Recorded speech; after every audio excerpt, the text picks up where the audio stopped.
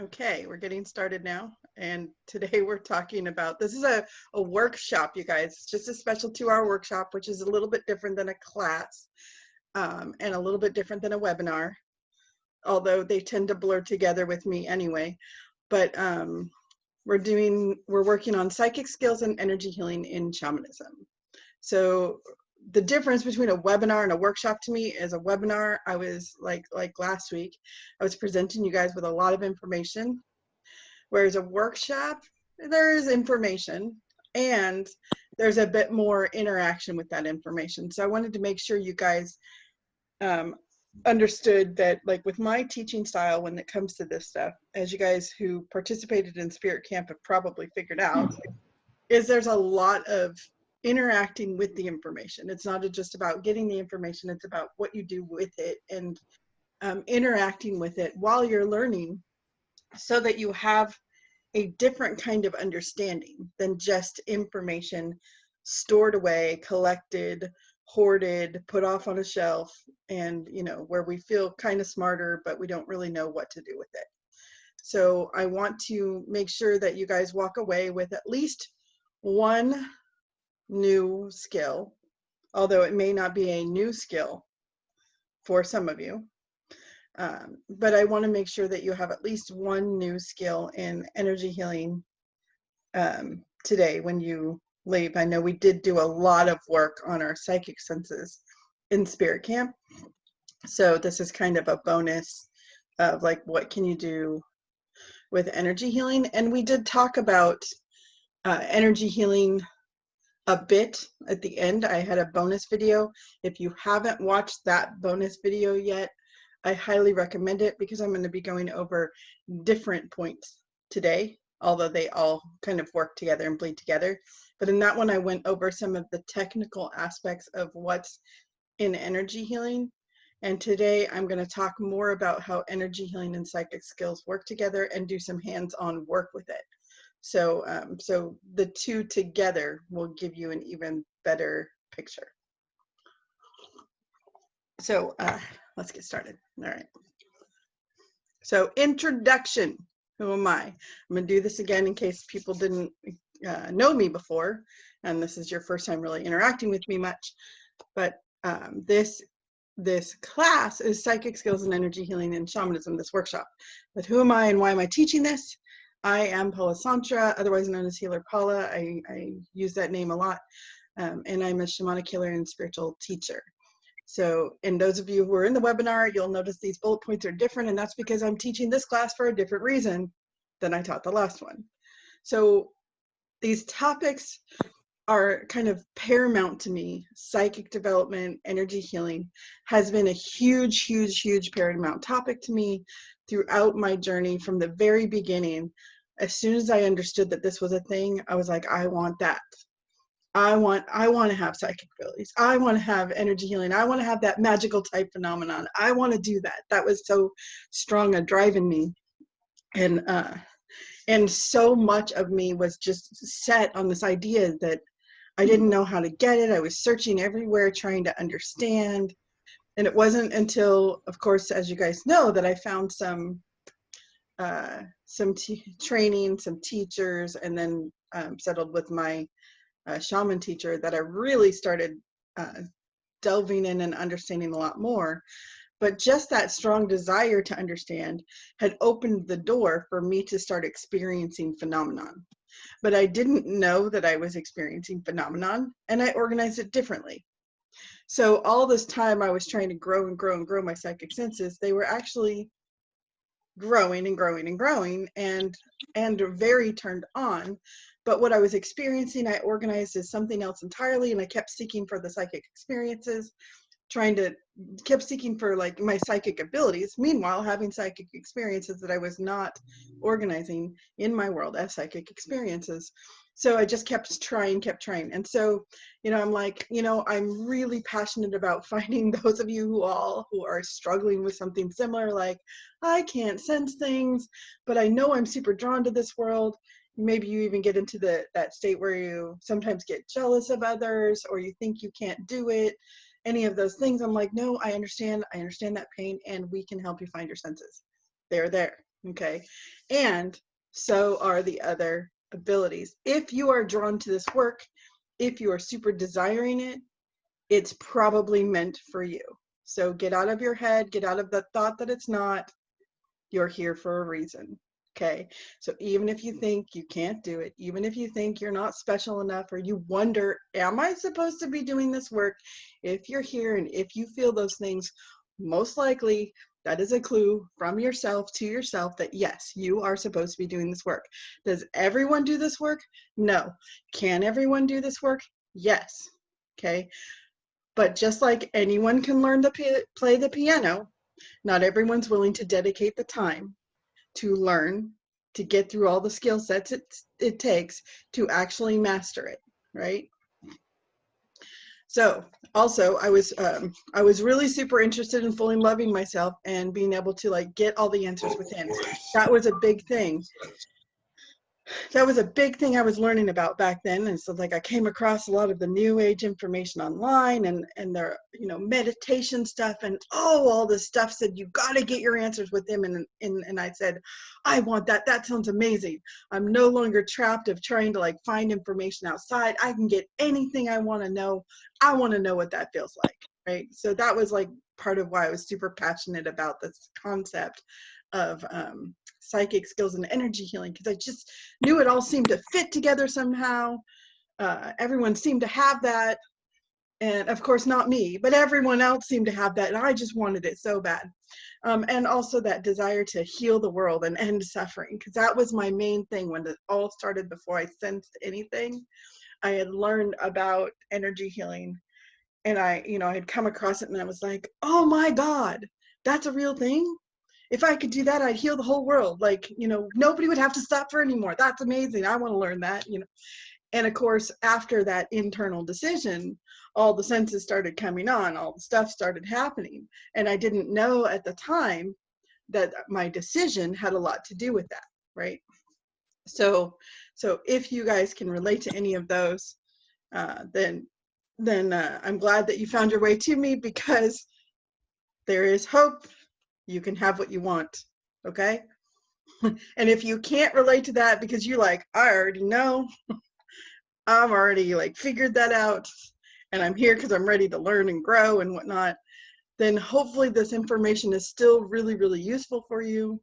Because when I teach, when I share stuff, I'm sharing information and knowledge from not just my experience, but from my experience and my training in 5 years with a teacher who didn't get any information from the web, who spent his entire life training in the indigenous cultures and learning from the passed on oral traditions of many different teachers. And so when I teach stuff, I'll say stuff that'll sound like other things you've heard other places, but I am not getting this from the internet. I'm not getting it from any particular YouTuber or fancy guru or known thing. But there is a lot of universal information out there that will resonate. So hopefully with that, I am sharing something new, something useful for you today. So what are psychic senses and what is energy healing? We did go over that in Spirit Camp again, but for those of you who weren't in Spirit Camp or haven't done Spirit Camp yet because you weren't able to get through it all very quickly, what are psychic senses? In a nutshell, psychic means soul. Your psychic senses are your soul senses. So if you are sensing energy, you're sensing subtle energies, you're using your 5 senses, not just on the physical things, but on the subtle matter, the tiny matter, the energy particles, all of that. You're tuning your senses in to more than just the really solid dominant physical things around you. Then your soul senses, which everyone has, are kind of tuned up and working. And if you're not using your senses in that way, you can certainly turn them up, tune them up, and start using them in that way, because it's all connected to your senses. Your senses are not particularly physical. When you actually look into how you're getting the information you're getting from the world around you and how you're interpreting basically a bunch of particles that are around you, putting off specific waves of energy. And you're somehow able to interpret that as the room you're sitting in, the people in the space. When people talk at you, they're making a bunch of noises with their mouth. They're making a bunch of sounds. And we're somehow able to differentiate every single sound and all these different nuances and put it into not only one language, but multiple languages around the world. And every single individual sound has a unique meaning that we can decipher and like fine tune, right? So our senses, which seem like they're connected to our physical body, which they are also connected to this somewhat non-physical way of processing it, a lot of which is connected through the nervous system and the brain, but also to the non-physical parts of our energy anatomy. Okay, and energy healing. Energy healing is essentially getting whole, right? So we kind of are in a state where our energy flows. We have energy flows throughout our body. They are not always functioning perfectly, just like our physical body is not always functioning perfectly. There can be damage, there can be things wrong, and we need to do things to correct those flows. And the energy and the matter work together. So if we have energy that is off, that is not flowing, functioning properly, if we have energy, we have not just the cells in our body, but the space between the cells, right? We can have too much space between the cells. We can have not enough space between the cells. So every portion of us, there is energy, there's space, there's matter, and all of them are connected, and all of them significantly affect our experience of health in the world. If we have an energy flow issue that we have not addressed, we'll basically be presented with a way to know about it so that we can heal it. And some of how we become aware of it when we're not able to address it on the subtle level is through physical ailment. So if we can address it before it reaches physical ailment, it's easier to correct that health. If we can address it after there's a physical ailment, it's still easier to address that health, although we may have to have physical means to intervene as well, depending on the situation. So I want to go into a little bit. That's not a whole lot of information, and I did give another kind of explanation in the bonus training that everyone here will have access to if you haven't already. But I wanted to give a little bit of a different perspective this time on energy healing, just because when we hear, and in shamanism this is key, and we get these teachings, these oral traditions, and we hear explanations from this kind of way in multiple ways, multiple times, it paints a bigger picture as to what this is, because it's hard to nail down a concept with just one description. The first time we hear information, it is information. The multiple times that we hear it from different perspectives, different angles of how it's spoken, information slowly becomes knowledge, because then we start understanding the concept and how it applies differently in different ways. Okay, and then the more we work with that knowledge, the more we interact with it, the more we get more and more what we call repeated stitch, where you're getting this information, maybe the same information, just repeated again in a different energy. Maybe it's the same information, but repeated differently, right? The more we get that, and the more we interact with it and use it in the world, the more this knowledge becomes wisdom. And wisdom can be very healing. So we want to have the opportunity for information to become knowledge, for knowledge to become wisdom.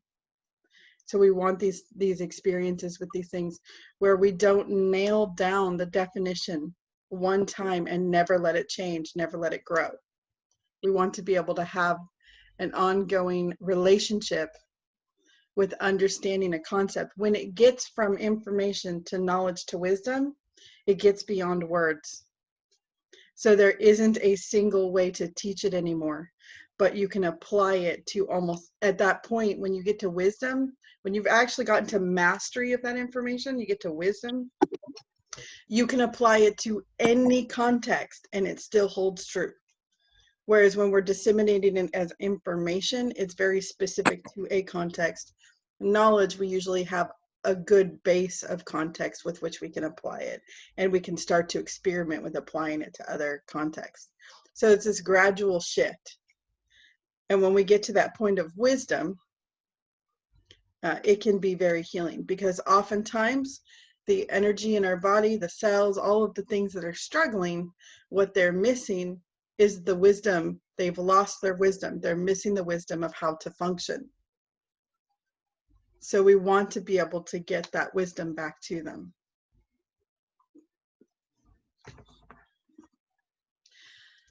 Okay, so myths of psychic and empath. I just wanted to address these really quick. These are not the only myths, but these are the ones I want to address today. I see stuff, I know stuff, or I feel stuff, and so I must suffer or hide from the world. If you've got senses going on and you are experiencing whatever you're experiencing, however you're experiencing it, maybe you see stuff, maybe you hear stuff, maybe you just know stuff, and you try to tell people and then they freak out, or they don't, they don't want you to say stuff, or they get mad. Maybe you feel stuff going on, and maybe you're an empath and you feel like you can't go to the store because you take on everyone else's emotions. And this is just how it is. You must suffer, you must hide, or you must like hold yourself back because of the way that the world responds to that, or the way you respond to that world. And it feels like there's absolutely just nothing you can do about it. That is not true. Okay, you can do something about it. Okay, I cannot control my abilities. It happens when it happens. So that is something I've heard a lot of people who are psychic say in some way, shape, or form. And empaths especially, right? I cannot control it. It just happens. I'm kind of subject to it. And I get visions when I get them, and I don't know how to deal with it, but I can't control it. I can't force a vision, like those kinds of things. These abilities absolutely can be brought into our conscious control. Okay, it does not have to be that way. What these people are lacking is the training of how to bring it into conscious control. Another myth, my gifts are to help others heal and be aware. I've heard this so many times, and that's part of that save the world phenomenon, and there's absolutely nothing wrong with that. Absolutely nothing wrong with that. Yes, your gifts absolutely can help others heal and be aware, but they are first and foremost to help you heal and be aware. Okay, it's what you see in others, especially in the beginning. There's going to be something in it for you. So it's not just about being the savior of everyone else. You are here. You have these gifts because you wanted to heal, because you wanted massive change. And so this is what you needed to be able to have that. You wanted it, and the world is answering you. Okay, here you have it. And in tandem to that is that ability to also help others heal and be aware and provide that wonderful gift to them as well.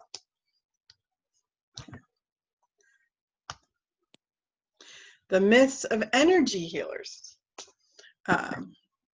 I could have put energy healing. That's a kind of a weird typo. As an energy healer. The myths of energy healing. But anyways, you guys get what I'm saying. Energy healing is just sending out energy from your hands and doing gestures or sounds, right? I've heard this before. I've seen this. My teacher has talked about, he'll take his training and be doing healing work, and he'll make a few gestures with his hands and whatnot. And some people will see that, copy him, and go, I'm a shaman now. I can do this and this, or or there's a lot of energy healing training out there where we're just using our hands and going like this and whatnot. And while there is energy healing taking place during those things, energy healing itself, from an outside perspective, seeing somebody do that, there's a lot more involved in than just having energy come out your hands and doing gestures or sounds. There's a lot more of you involved in that process. There's a lot more of decision and intent involved in that process. And the more aware you are, the more effective those processes will be. So somebody who's completely unaware of what they're doing and trying to do that isn't necessarily going to be doing a whole lot of healing.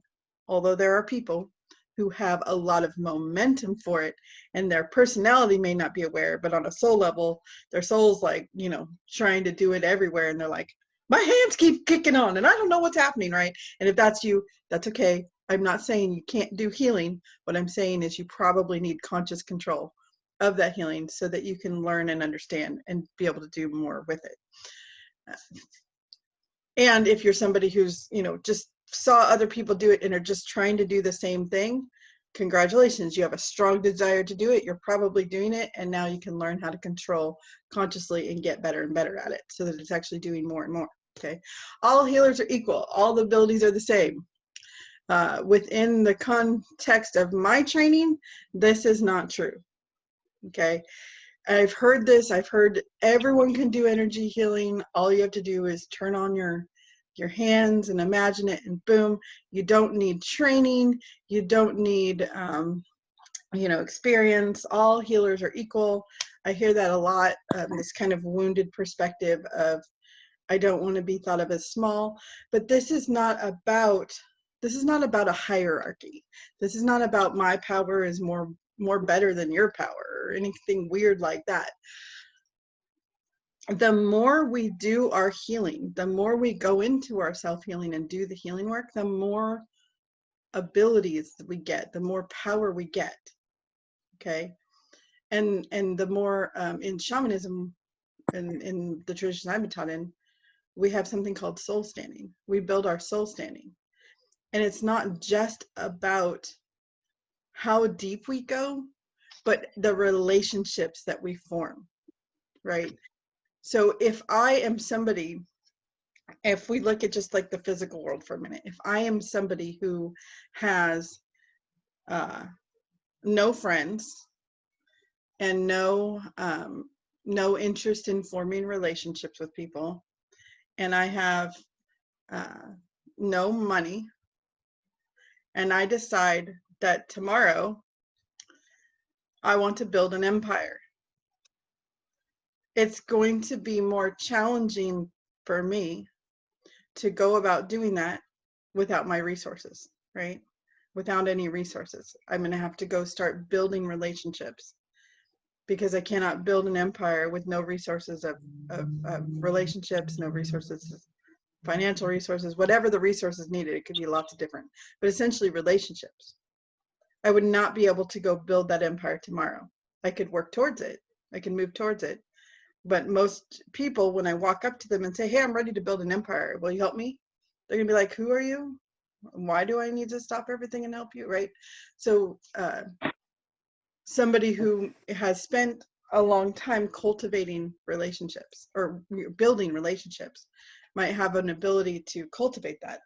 Several years ago, I decided I was going to put on a festival in my hometown. I'm like, I'm going to do a performing arts festival. Well, it's a long story, but I just thought it would be really neat. And I went to my best friend that night and I said, I'm going to put on a performing arts festival in our hometown. She's from the same place. We grew up together. And she's like, I was like, you want to do it with me? She's like, sure. Okay.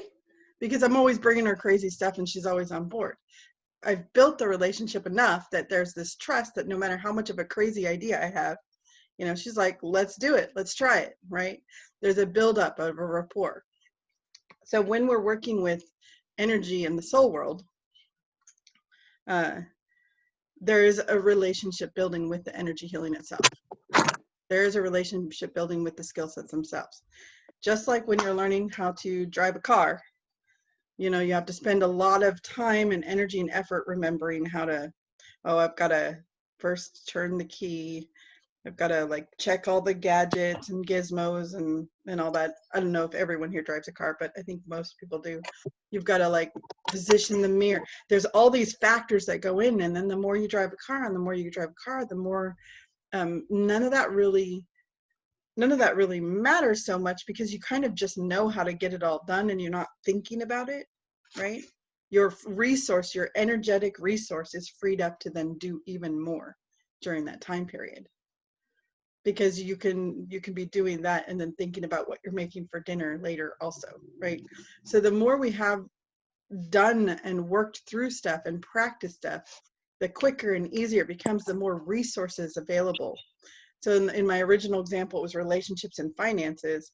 In the energy world, it is relationships and that kind of energy level availability. The more energy we have available to us, the more we can do. Okay, so there are times where we will have an ailment, we'll go to a healer, it's not working. Okay, that healer might not have the energy available to heal that particular wound. That doesn't mean they're a bad healer. And that doesn't mean that we're unhealable. It just means that for that particular configuration, that particular healer isn't able to do it. And it could be because the person who's wounded has a deeper wound than the healer is able to get to. It could be that the healer is having a bad day. It could be that the participant doesn't want to change at all. So there could be many factors going on. But I do want to just quell that in the training world, healers who have worked with the energy work a lot on themselves, and those who like train with a teacher who helps accelerate them and deepen their growth are going to have a stronger ability to heal stuff faster. Like my teacher, again, he's been doing this for over 40 years, his whole life, and he can get stuff that, you know, I'll spend hours trying to heal something, and he'll go in and do it in 5 minutes, because he's built up such a high level of light available that it just blasts through stuff so quickly. Lifetimes of karma. Just so another myth I want to cover is shamans conquer spirits and get them to do their bidding. I've seen this so much in kind of the in the shamanism circles. Now I know not everyone here is like ever looked into shamanism stuff, and that's okay. So those of you who can come to me from the perspective of you've learned about shamanism and you want to know more, and it's not so much about the psychic senses or the energy healing, but you want to learn about shamanism. I've heard so many of them in the shamanism groups say, you know, oh, to be a real shaman, to be like there, you have to conquer the spirits and get them to do your bidding. There's this control thing. There's a control hierarchy, and again, that is not how it works in my teaching, my tradition, what I've learned. It's about developing the relationships and being able to cultivate them. It's about being able to go to your best friend and say, hey, I have this crazy idea, want to help me out? And them going, absolutely, you know, and then reciprocating, where that crazy friend or that friend can come to me and with their crazy idea and go, I have a crazy idea, want to help me out? And I go, absolutely, what are we doing? Right? So there is a much deeper connection to be made. And I'm talking about energy healing, and I'm talking about souls, spirits, all that kind of thing, because within the context of shamanism, energy healing is not an object. It's not a tool. It can be used as a tool, but there is a connection and a relationship to everything, because in shamanism, everything has a soul. So we're not looking at working with working with the sun, for example, and going, I need to harness the energy of the sun and get it to do my bidding, right? We're working with the sun as a being that has its own purpose, its own agenda. And it's a rather big being at that. So we need to recognize our size in proportion and work with it accordingly. Because if we're not respecting that, that's a lot of ancient wisdom available to such an ancient being, right? So this is a different perspective than a lot of a lot of avenues, and it may be something familiar to you. Maybe you've heard all this before, or it may be slightly different. I am not trying to invalidate anything you've ever heard before. I'm just asking you to set it aside and look at it from this perspective for the sake of learning how I teach it. Okay. And if it resonates with you, then great. If it doesn't resonate with you, that's okay. I've also been taught that when we're learning from a teacher, we can have different perspectives we've learned from different teachers, but when we sit down and approach the training with a teacher, we do kind of set those beliefs we have aside, our knowledge base that we have aside from whatever culture, whatever training we have, and we sit with that teacher. And really anything and anyone can be your teacher at any point, right? We set that aside and we go, okay, what's this teaching this way? And we try not to combine them. We try not to make them overlap and force it into the same box. But from the perspectives of my training, these are kind of the myths of energy healing and psychic development that tend to get people stopped up, slowed down, and not able to progress as quickly. So for the ability to progress more quickly, these are good ones to address. I'm hearing an echo from somebody. So if anyone is aware that their computer might be causing it, if you can mute, that would be great. Because I think it's interfering.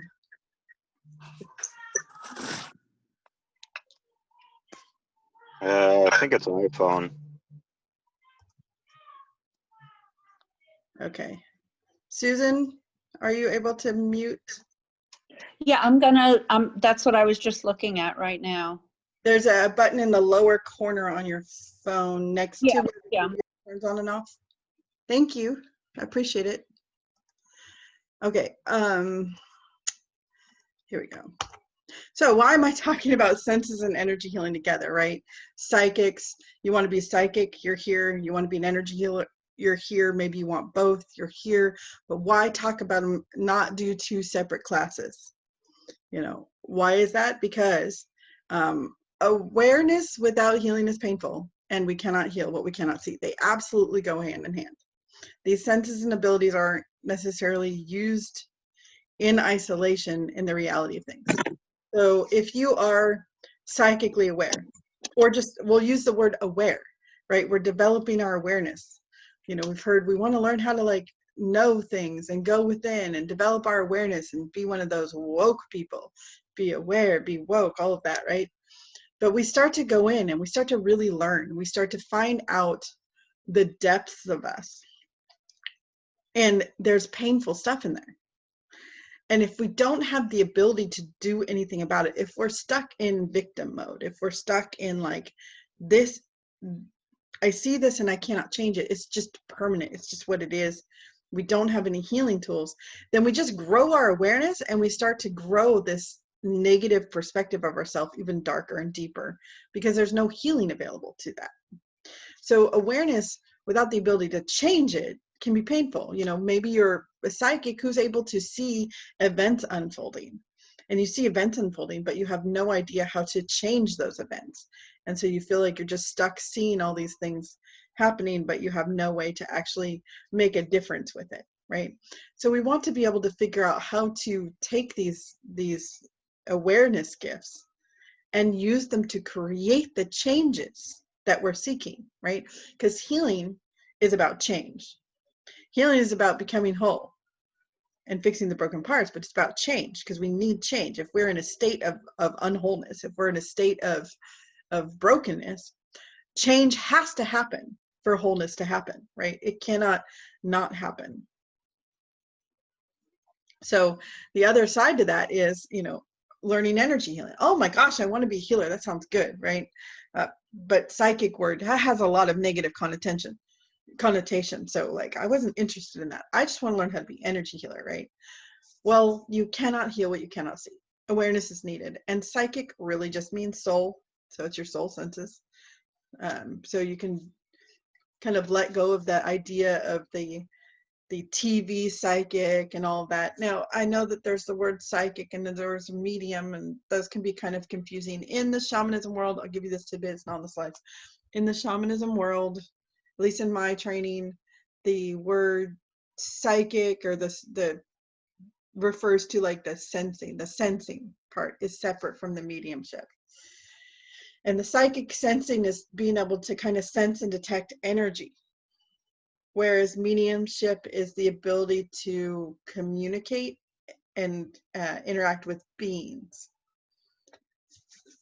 So it's a little bit deeper. They go hand in hand, but they're marked out in a way that can be useful sometimes for understanding, what am I working with here? Is this an energy? Is it a being? And of course they blur together, because from the perspective I shared earlier, everything has a soul. So how can you be interacting with something that's not a soul? But we'll look at a whole being versus an energy, right? So if you are somebody who sees ghosts or sees people's ancestors talking to them in their energy field, right? That's more of a mediumship type organized information. If you're somebody who's looking at auras and objects in people's energy field and stuff, that's more of an energy reading psychic type thing. But again, they blur, they go hand in hand. So it's not necessarily useful to try to always parse it out and separate it and go, ooh, I have this skill, but not this skill or whatever. It's just, they all kind of develop and unfold over time together. And some people have one or the other more kind of tuned in and turned on because of where their interest in it goes and where they have momentums from multiple lives or whatever. So, but without the ability to be aware of what's going on within us, it can be challenging to heal. So somebody who has healing ability but isn't able to see what needs to change in order to correct the problem that they want to correct isn't going to be very effective at healing. We might throw healing at a situation, but we might not be able to know what needs to change. So again, if I'm like learning, oh, energy healing, I just need to sit and send light. Okay, yes, that can still help. It is sending light. It is still has an intention. But imagine if you were able to track what the actual wound cause was, send light directly to it, and actually see the change needed and help direct that change to happen, right? That's going to be a lot more effective more quickly. Now, sending light to something absolutely can be effective, and there's modalities, healing modalities like Reiki, that are centered around this idea of just sending light. But if you look at kind of the older forms of Reiki in Japan and how they're used, they were using them very specifically on specific body parts in specific ways, and training in how to detect and sense, right? And the more you work with it, the more your sensing abilities come on stronger, because they work together. These two abilities work together hand in hand, right? So if you are having all kinds of sensing, you want to be able to do some healing work with that. You want to be able to do something with that. And if you're having the ability to heal stuff, your hands are kicking on or whatever, you want to be able to start sensing energy and know when you can use it, how you can use it, right? Which many of you probably already know because you're super curious about both. So, you guys ready to try an exercise? We are going to do this. I want you to spend a minute, just check in with yourself. This is going to be really simple. This is just about sensing. This is an awareness, but it's going to go hand in hand with the healing. So I'm going to stop sharing it for a minute because you guys don't need the words. Just check in with yourselves. Okay. And how are you doing today? What's going on with you today? Whether it's the end of your day or the beginning of your day, wherever you're at in the world, you know. What's your energy like today? Is it busy? Is it quiet? Is it disturbed? Forlorn? What's your energy doing?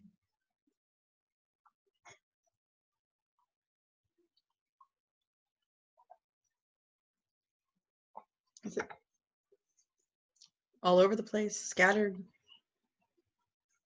Is it collected? Is it playing with your environment? What's going on in your surroundings? Check in with your surroundings. What's the energy like of the space that you're in?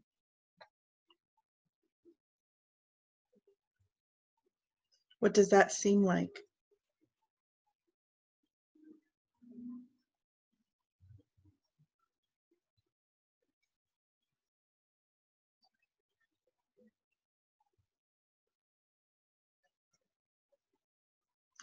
Are you noticing that your energy is interacting with the energy around you? Can you see where that's taking place? Where the two interact? And see what impact are you having on the world at this moment in the space that you're in? What impact is the world having in you at the moment?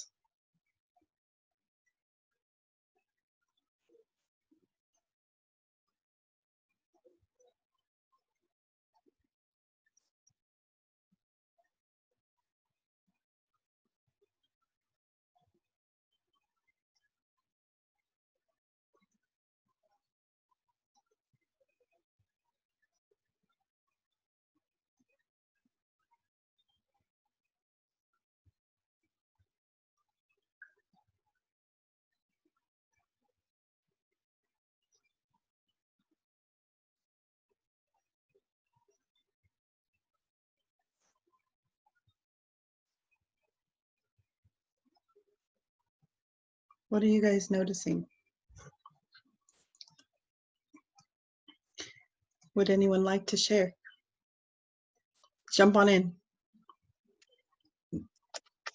I noticed it's very quiet, at least right now, and I guess not as connected or strong as it sometimes is. Usually, it's a little more, I guess, connected to the surroundings. But also, it I don't know. As far as I guess the team and all that sort of stuff, it kind of kicks in more around the same time every night because that's when I'm doing all the work. Is around the same time every night, usually. So just looking at the present moment, how much are you interacting with your environment? Right now I'm driving, so not that much. But So where's your energy and attention going? To driving, right? yes, at this moment, yes. Yeah, so your energy is still interacting with the world in a very, very physical way, right? So if you were to notice that, how you're noticing where your energy and attention is going, it's super needed for your safety at the moment. Right. Actual, real life, present moment safety and danger. So if you're able to do that and recognize that that's going to occupy a lot of your energy, the amount of energy you're still using to detect and sense your environment is still quite significant. That's true. Right? Because if you're applying it to the road and your situational awareness, right? Have you ever noticed that you can kind of start to notice when a car is going to pull in front of you? Oh yeah, of course. Right. So your energy and its attention is still focused in that direction, but it's still using that energy detection and how your energy is interacting with the world and how the world's energy, somebody pulling in front of you, you might detect that energy coming at you, their intention flying towards you. That's maybe not flying, but their intention coming at you, extending from them, that you kind of get that just before they do it. You kind of get that that's about to happen. Right? Yeah, that's definitely true. It's important to remember that, just normal sight and hearing and all that, not necessarily like, the spiritual version is still using our senses. Yes. And I would imagine if you were to believe that you were able to do that more, you would actually start to be able to pick up on some of the thoughts of the drivers and what their intentions are. Maybe not the word for word thoughts, but their intentions, even before they do them, which isn't just your sight, isn't just your hearing, right? It's a little bit more. It's more subtle. And yet it uses the sight. It uses all of the context clues, right? What Right. I call that is, I used to say, I can read car body language, and I didn't know what that meant. And I rationalized it as everyday behavior. But I didn't understand why other people didn't have the same experience, but a lot of people do. So, you know, being able to read the body language of a car, even though they're just driving along, I'm like, what exactly did they do that made me realize that they were going to pull in front of me? I don't actually know. It was just like an insight. Yeah, I mean, a lot of people call that intuition. Yeah. So welcome to your senses. Good job. Anyone else want to share?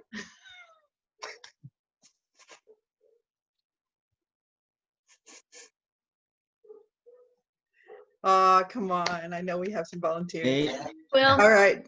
Oh, there we go.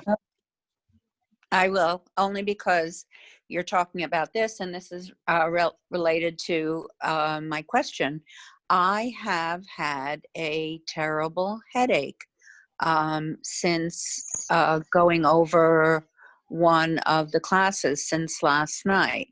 And it starts at my eyebrows, and it goes all over the top of my head and goes like back down over that. And the pain is distracting me because it hurts so much from my environment. And I can tell outside of the pain that everything is really calm. And oh, I look funny. Everything is like really calm and nice, except that this pain is interfering with what could be a very, very nice, calm, spiritual day, energetic day, or energetically calm day. And it really hurts, and the one that I did was, I guess, since I'm just starting, is the first week of the Letting Go series. So I redid that one Okay. because that's where I'm at, And I also realized that I needed to drink lots of water, that was really important. So I did a lot of that yesterday. But here it's just, I have so much pain in my head. So I just wanted to put that out there, that it just really, really hurts. Okay. Just like Would it this be whole area here. would it be okay if I did some work to help? Oh, yes, please. Okay.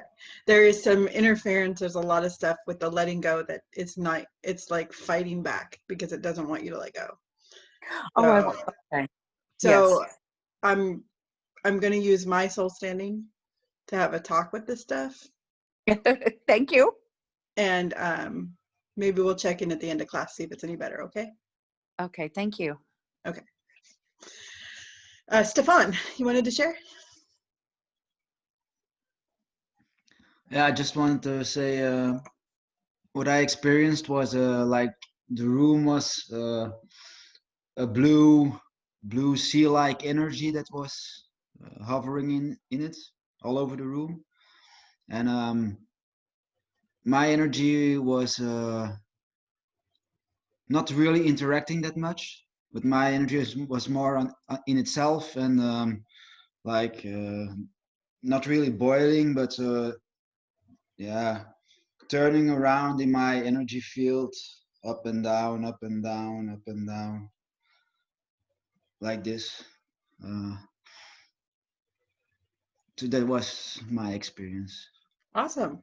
Awesome. Anyone else want to share? I will. Okay. So today here it's a really cloudy day. I'll go ahead and turn this on. So it's a cloudy day and it's a beautiful day, a little on the rainy side, a lot of vibrant colors. So it's just that real peaceful feeling for energy. I did get some news that I didn't want to hear, so working through that, it's like, okay, accept it, move on. But other than that, it's um, loving the energy around me. It's quiet here. It's me and the dog, but work in the garden in between a little bit of the rain, and but that's kind of where I'm at. Nice. Very good. Awesome. Thank you for sharing. I know that doesn't sound great, but this is going to be important, you guys, to kind of just see where things are at. Because again, awareness is just the first step, right? Healing is another step. So, and I'm looking at some of the comments, and Yana and Evelyn experiencing heaviness or tiredness and those kinds of things. And it's like, I'm just gonna read this. Yana, well, why don't you guys share? Yana, can you share? Okay. I don't feel like talking too much because I'm so tired. I don't know, just the last couple of days I've been feeling really heavy and like just usually I'm very excited and happy person and always smiling and having a lot of energy, but recently I've been feeling a bit rather down or heavy, or I don't know how to put it. And I know it's because of all the healing and things releasing, so it's good. But yeah, it's just also worrying and annoying, obviously. Yeah, well, you also got a huge blast yesterday of huge amounts of healing.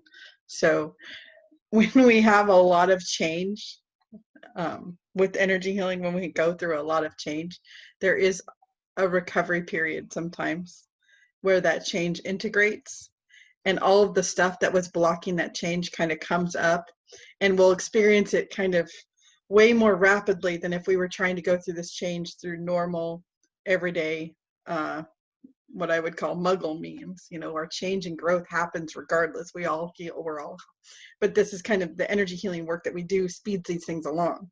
So it like comes up to be examined and released. And it can happen super quick, and we can also kind of spread it out over time, but it's still much faster usually than if we were to try to do it all on our own. So I think you're still in kind of recovery mode because Yana, for those of you who don't know, is a bit crazy. She belongs in this group very well. And when she receives light and wisdom, she's going through a lot of changes and then goes, give me more, give me more, give me more, right? Like so many of us in this group, super crazy and going, oh, I want more and more and more. Well, that has to process. It is not just information. This is living, teaching, working through your life. So now you're going to experience the change. So great observations. Thank you for sharing. Evelyn, did you want to share? And you don't have to, but if you would like to.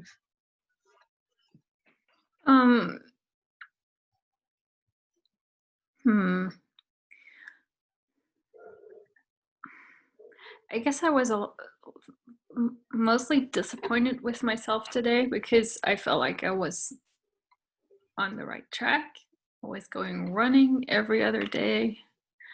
I was doing workouts, some yoga here and there, and it worked. And now all week I've just let myself be swept away with the avalanche of people's opinions online. And even though no one has voiced an opinion directly at me, I just feel affected by every single thing that I read as if people are saying it to me. So that's been heavy, and my whole body is like, I was getting more flexible, but I couldn't even do the bends in my morning classes. It was weird. It was So awesome. So you're not just interacting with the energy in your environment, you're now also going into the online world. Like even in the present moment, you're interacting with all this energy in the online world and around the world at the same time. So you're extending out everywhere and feeling that weight within yourself, right? So really good job with the awareness, and a really good example of how awareness without healing can be painful, right? Yeah. As well. Thank you for sharing. Thank you. Olga says, I know you can't really talk out loud right now, Olga, right? Or can you? Hello? Hi, can you share? Hello? Yeah, The I chat just, doesn't show up in the recording, so I'm encouraging you guys to share out loud if you can. okay. Yeah, I'm preparing my parents' new apartment, so they're gonna move here. And I was feeling really hopeful, like, oh, great, it will be a great place to live for my mom. And then I keep remembering, oh my God, my father's gonna live here too. And he has so many ways he can screw up like everything here. And I'm like, oh, please no. And then I take a rest in my mom's bedroom, and then I find out there's really loud metal guitar player right next to her bedroom. I'm like, no, why everything just keeps falling apart, please? Then my husband and I decide we're gonna give him our beer that we make ourselves. So we're gonna try to be friends with him. I don't know. Like fighting, like, oh, please stop everything. Please just be good, like this. So awesome. Thank you for sharing. Not awesome that you're experiencing that, but good paying attention to what's going on. So far, all of this was just by asking 2 questions, right? We only asked 2 questions, and there's all this awareness, right? You guys checked in with yourself. You said, what's going on? What impact am I having on the world? What impact is the world having in me? Right? Literally, that was just from 2 questions. The awareness of this activity. Imagine if you started asking more questions. Imagine if you asked the other W questions, not just what, who, why, when, how, which isn't really a W question, but it's one of the family. Sometimes the why question is better asked as for what purpose? When did this start? Right? There's different ways to ask questions when we get curious, but we start with the what, right? We start with the what, and then we look and see what's going on, and then we can pull that thread and dive deeper and get even more aware and more aware and more aware if we're curious and we want to, right? But we don't have to do that right now. I just wanted you guys to get a sense and a taste for this idea of awareness. Does anyone else want to share their experience at the moment? Because if you do, now's the time, pop in. I do have a question. Okay. You were talking about the awareness and especially the spiritual awareness and everything. I have like super, super, super high anxiety, and everything that's going on has really been affecting me bad. But I was also told by the doctors I have a rather large cyst in my liver, and I have a disease in the cells of my body. It has been affected very badly here in the past week, and I was wondering, the spiritual awareness and everything, is that why it's affecting me so bad this past week, and why I've just been hiding, and then just the pain has been crazy and just sick? Your physical symptoms are not from just this week. No, I don't see that. It looks like it's come to accumulation, and the desire to heal it is making the energy stuff stronger. Does that make sense? It's kind of the other way around. It's kind of the other way around. Yeah, I've been sick for about the past 4 years, and really started diving into spirituality in the past 6 months. And Yeah. it just seems like it's gotten that much. I mean, my physical symptoms have gotten really bad just here, literally in the past month. Yeah, you need a lot of healing, and you need a lot of rapid healing. And so you're basically getting super interested in what's going to speed it up. Because you need healing that will take place faster than your normal. Well, you want healing faster, essentially. Yes. And you want it bad enough that you've, directed all your energy and attention to clearing the blocks, to finding a solution on the planet that will help you. And here you are, right? Yes. Thank God for you guys. Oh my gosh. I love you guys so much. Thank you so much. But you do need to address physical stuff in your physical body with physical solutions, as well as the energy healing, because it's so far along. Coming at it with everything is going to be useful. It is. Yeah, I've actually juggled the idea of actually going to the hospital, because it has gotten that bad. Talk to me about it later, one-on-one, okay? Okay. We'll see what we can do to help make sure that process, that the physical stuff gets supplemented with the appropriate energy stuff, okay? Okay, awesome. Thank you. You're welcome. Anyone else want to share what you noticed about your environmental impact and you, and how your energies are interacting? Dawn? Oh, Rosa, go ahead. Dawn, I'll next. share. My brain doesn't want to listen right now. My brain is just like, nope, I'm going to do this, I'm going to do that, I'm going to do that. So my environment is very peaceful, and everything is just being. That's the best thing I can say. It's just being it. The grass, the trees, the sun, the sky, it's all just being. And they're emanating that. And I'm around these trees that I talk to all the time, and they're interacting with me, and I'm interacting with them, but I'm not listening. And I'm around a lot of rocks and slate, and they're interacting with me, and I'm interacting with them, but I'm not listening. So that's pretty much what I'm sensing about what's going on with me. But yeah, I mean, it's peaceful here. I can feel all the peace. Everything's just being what it is.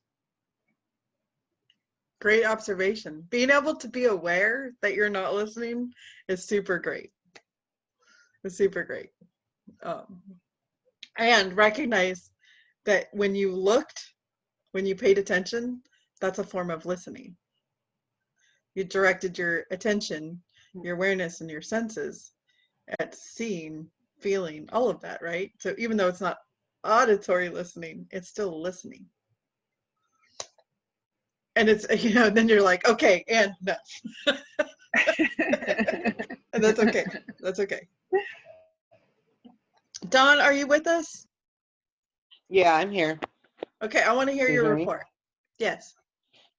Well, I'm in my bedroom, so that's my sacred space. So when I went in and looked at my own energy and connection with the space that I'm in, was very calm and very peaceful and just really positive.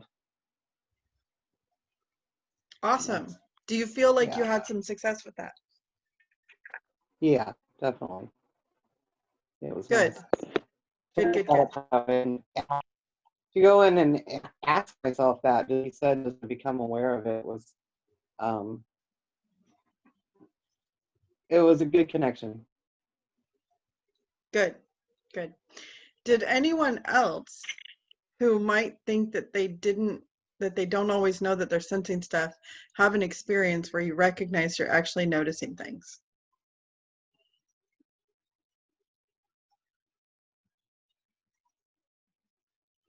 Because I picked on Dawn because I know she's had that before. And Ryan, who was the first to respond, also had that problem before. So I just want you guys to know you are experiencing stuff. And it's happening all the time. And all you need to do is turn your attention to it for just a minute. And you consciously controlled your ability to sense and detect.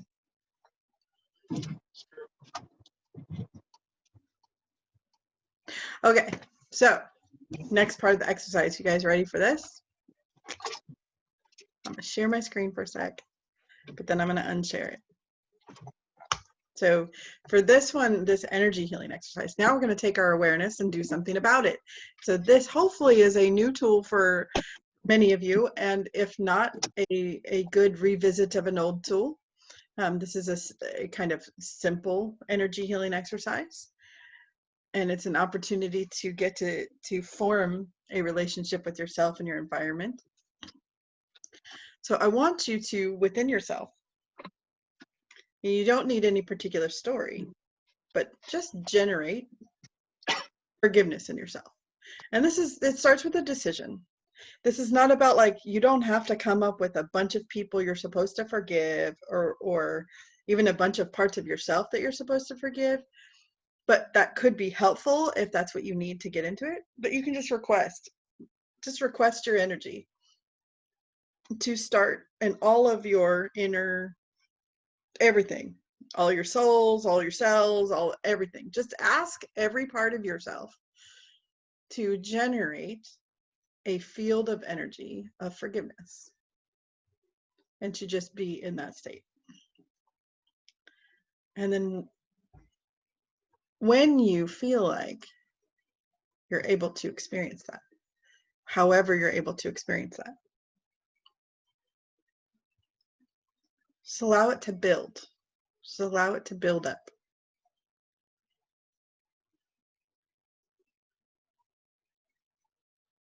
Continuing to ask all parts of you to just participate in creating this field of forgiveness.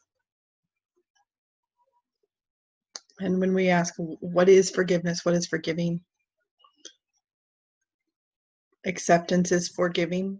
Love is forgiving. Gratitude is forgiving. Whatever forgiving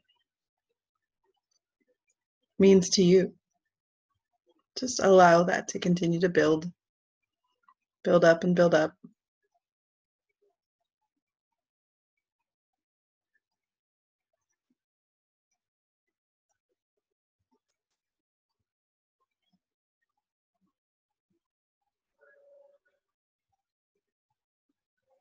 And it's not anything you have to force with your mind or overthink. Just make the request, have the intention.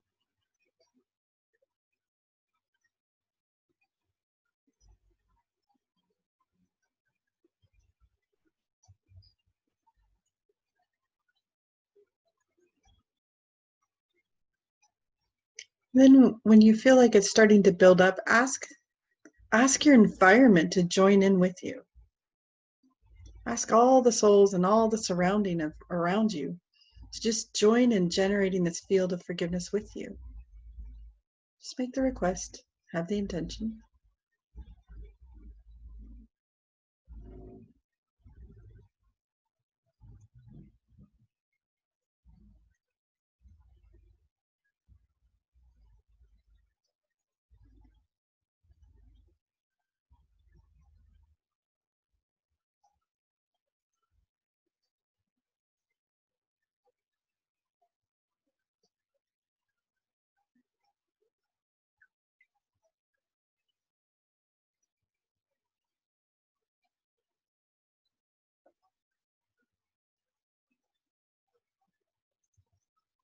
Just let it build more.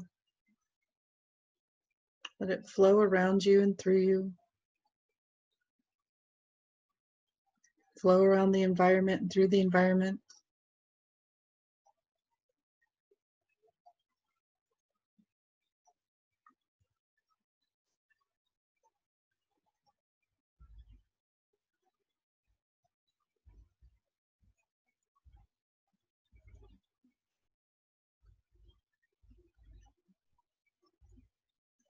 Then as you kind of finish up, ask that energy to go where it's needed within you, and the energy to go where it's needed within the environment. Ask the forgiveness energy to just start going where it's needed to go.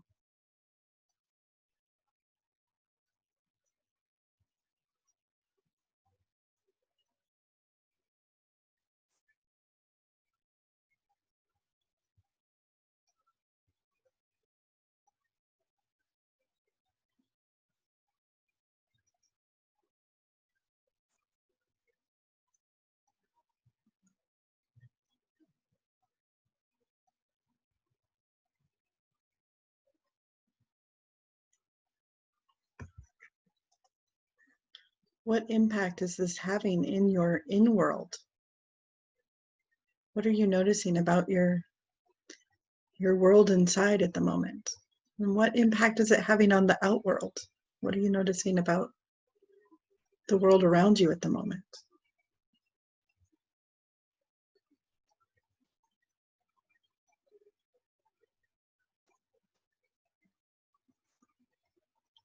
Would anyone like to share their experience?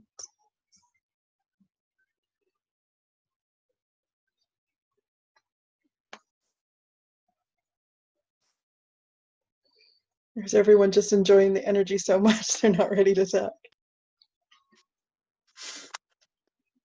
I'll share. Okay, Ryan first and Evelyn. Okay.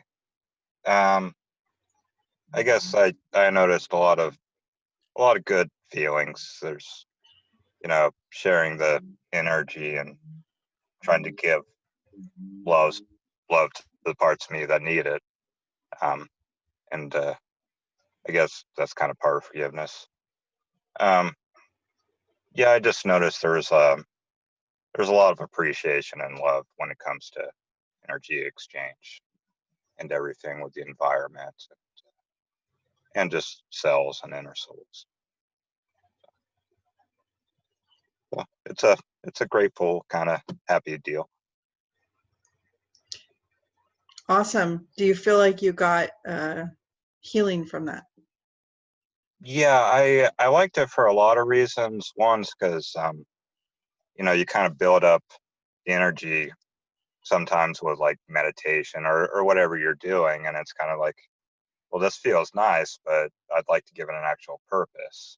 So that's kind of a like, I really like this class. It's like everything I wanted. So it's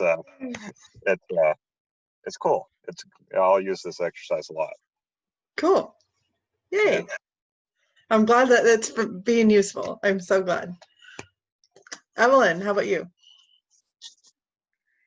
There was a lot of busyness and chaos in me, outside of me, and she was really shifty, and she was being really needy and a bit crazy on my lap, trying to get my attention. And as soon as the energy really kicked in, she got super calm, just like me. I got really calm too.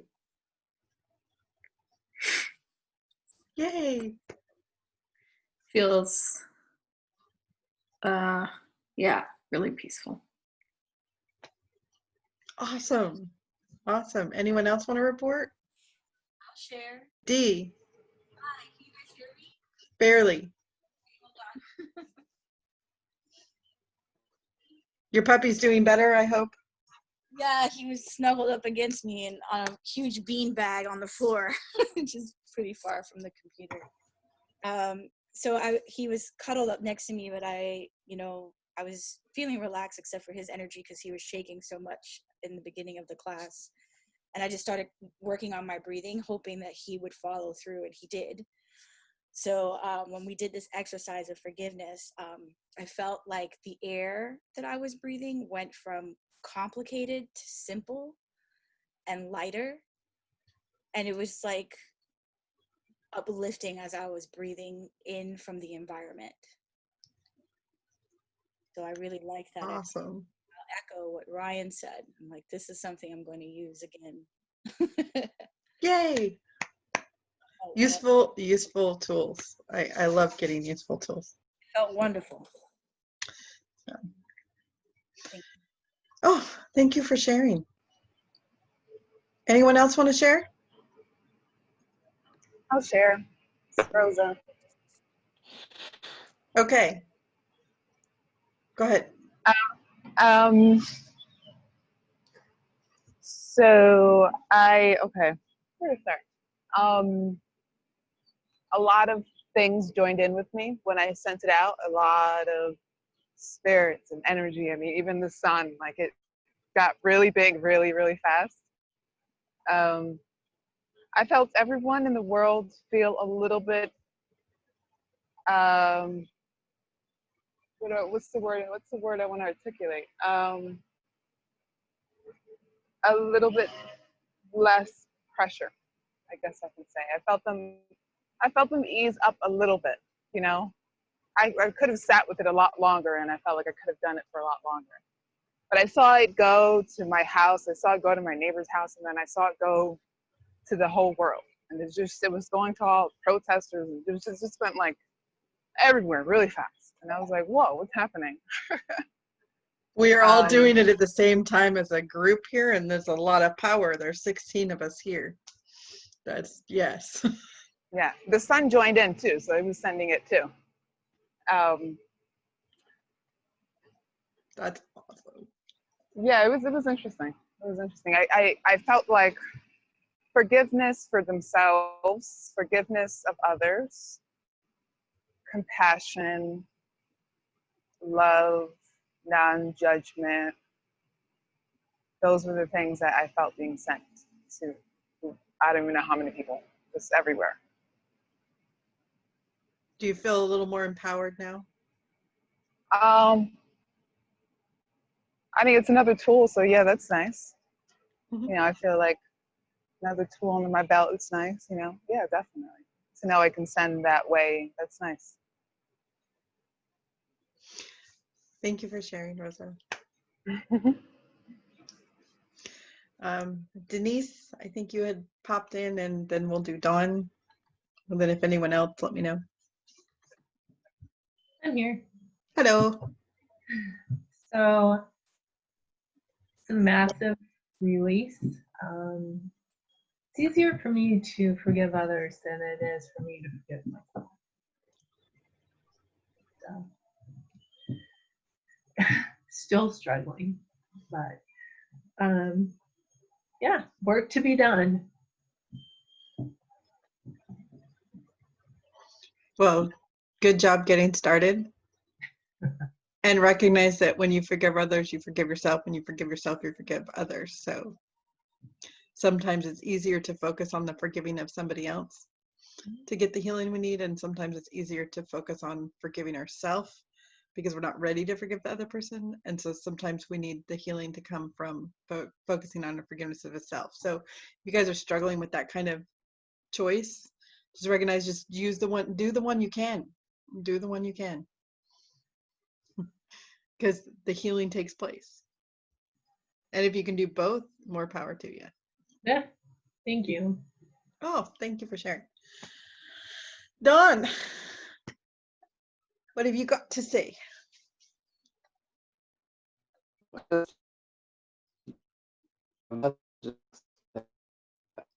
Oh, it's cutting out, Dawn. We don't get to hear you. Oh no. Oh, You now I can't hear can. me? Now I can.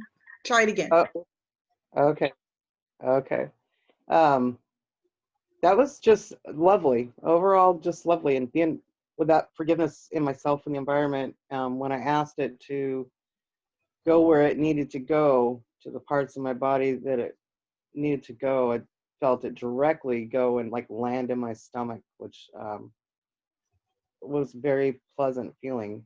And yeah, like what Ryan said, that definitely this is a nice exercise, something that I'd want to play with a little bit more, for sure. Yay. Yay.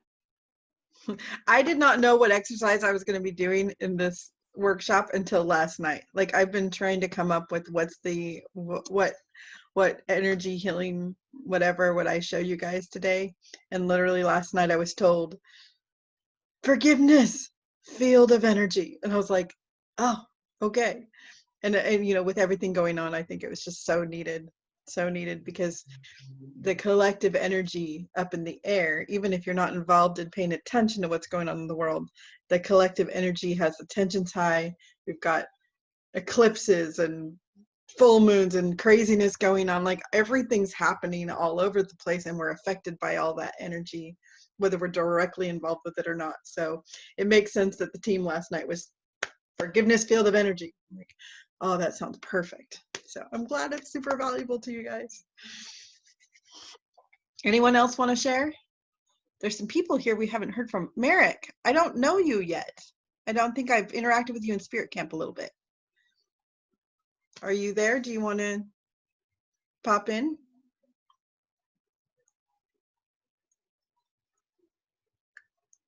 Might not be available. Jennifer, go ahead. I don't have my video on because it's crazy out here. I That's just came okay. outside again. But I did realize I'm doing this exercise and I want to cry. It's okay. Yeah, I've always been so scared to tell people what's going on out of fear of judgment. Of, oh my gosh, here we go. This girl is freaking out there and she's sick and this and this and this. But I am learning to forgive myself for making those judgments on other people, thinking that they're gonna abandon and walk away. You know, Mm-hmm. I am learning to communicate more and not be so scared to come forward to people. And when I did that exercise just now, and I was really anxious before I shared, and then after I shared, out of fear of what people are going to think of me, it made me so much more calm. And the pain actually started to ease. But I just, Yeah. I want to say thank you to everybody. You guys are freaking amazing in my eyes. But that was it. Just that, huh? That's a lot. Like I said, it's baby steps to some people, but it's major leaps to me. I mean, to be able to come out and realize that people really do accept me, it's a major leap for me. I'm going to second D for a minute and go. Thank you. Okay, I'm gonna turn my mic off again because it's really windy out here. So, Okay. you. Thanks for sharing. Who else haven't I heard from today? Yvonne and Duyugu. If you guys are available, please pop in and share what's going on with you. Hello. Hello. It's been a long while. Thanks for this opportunity. Actually, what I've been feeling is quite similar with Jennifer. The first exercise was quite painful for me. Like you asked, what kind of impact you have on the world right now? I felt super bad when doing that. And while trying the forgiveness exercise, yeah, I needed to forgive myself so much for not being strong enough and getting into the phases of depression and all this stuff. I was thinking about that all day, and now I feel like a lot more lighter. It's not fully forgiven, but I feel a lot lighter. So thanks for that. Oh, you're welcome. I'm glad to hear it's actually having an impact on that, because you can obviously do that as many times as you need to. I will definitely do that. It felt great. Yay. This is some of the work we're doing today is recognizing and learning how our state can be within our control. So when we feel like we don't have control, this is a great exercise for bringing back your control of your state, and being in more of that power. It's not always going to work perfectly. Sometimes your stuff is going to feel like it's winning, and it's going to be challenging to do this exercise. I'm not saying it's a catch-all, fix-all thing, but it's another tool. And the more tools we have, the more we're able to act within a context where we feel like we're so shut down. Because then we have at least one more thing to try, right? Yvonne, did you want to share?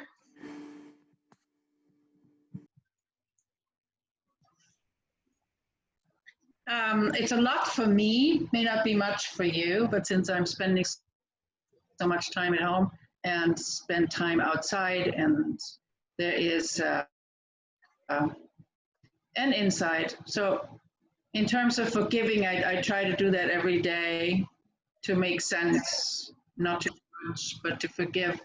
It's more of a question on who is forgiving me. So I go outside and I see, you know, then I look at some of my plants, and they are, you know, they need attention, and I'm, you know, it's like, oh my gosh, I better go after them. So yeah, but then it dawned on me, yeah, it's always a question, do people forgive me?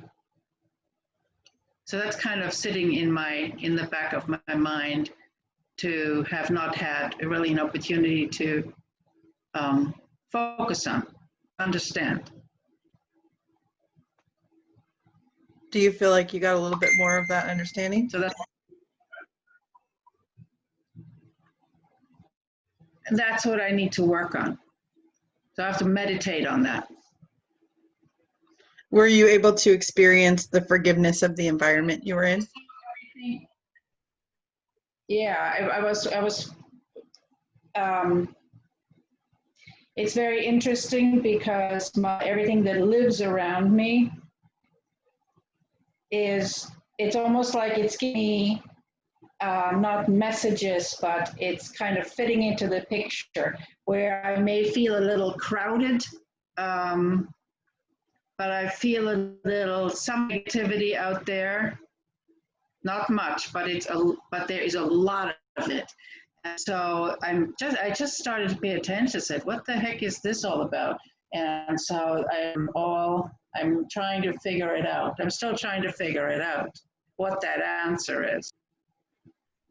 It's like a veil has lifted. I've noticed something I hadn't really noticed before because my attention has been always somewhere else. Don't know if that makes sense. So it's not a whole lot that it sounds like, actually quite overwhelming for me. So yeah, I have to think about that. Well, it makes sense. It does. Basically, what we did in this kind of work is we're coming back to our senses, right? We've heard that phrase, you know, come to your senses. And that's what we're doing. We're really just, you know, we're focusing our attention and awareness back to our present moment, to our environment, where our senses are residing, and like focusing on that. Now, if we're going to send our senses into a time in another place, we probably want to do that consciously instead of just having it happen unconsciously, right? So it's better being with our senses wherever they're at and doing it intentionally and consciously. And today we really focus on the present moment in our present environment. And for some of us, that was a wider span. Some of us, it was just the room we were in, and some of us, it was expanding to the solar system, apparently. So I'm going to move on if there's nobody else that wants to share, just because we're running the time. Oh, hello. Hi, this is Marriage.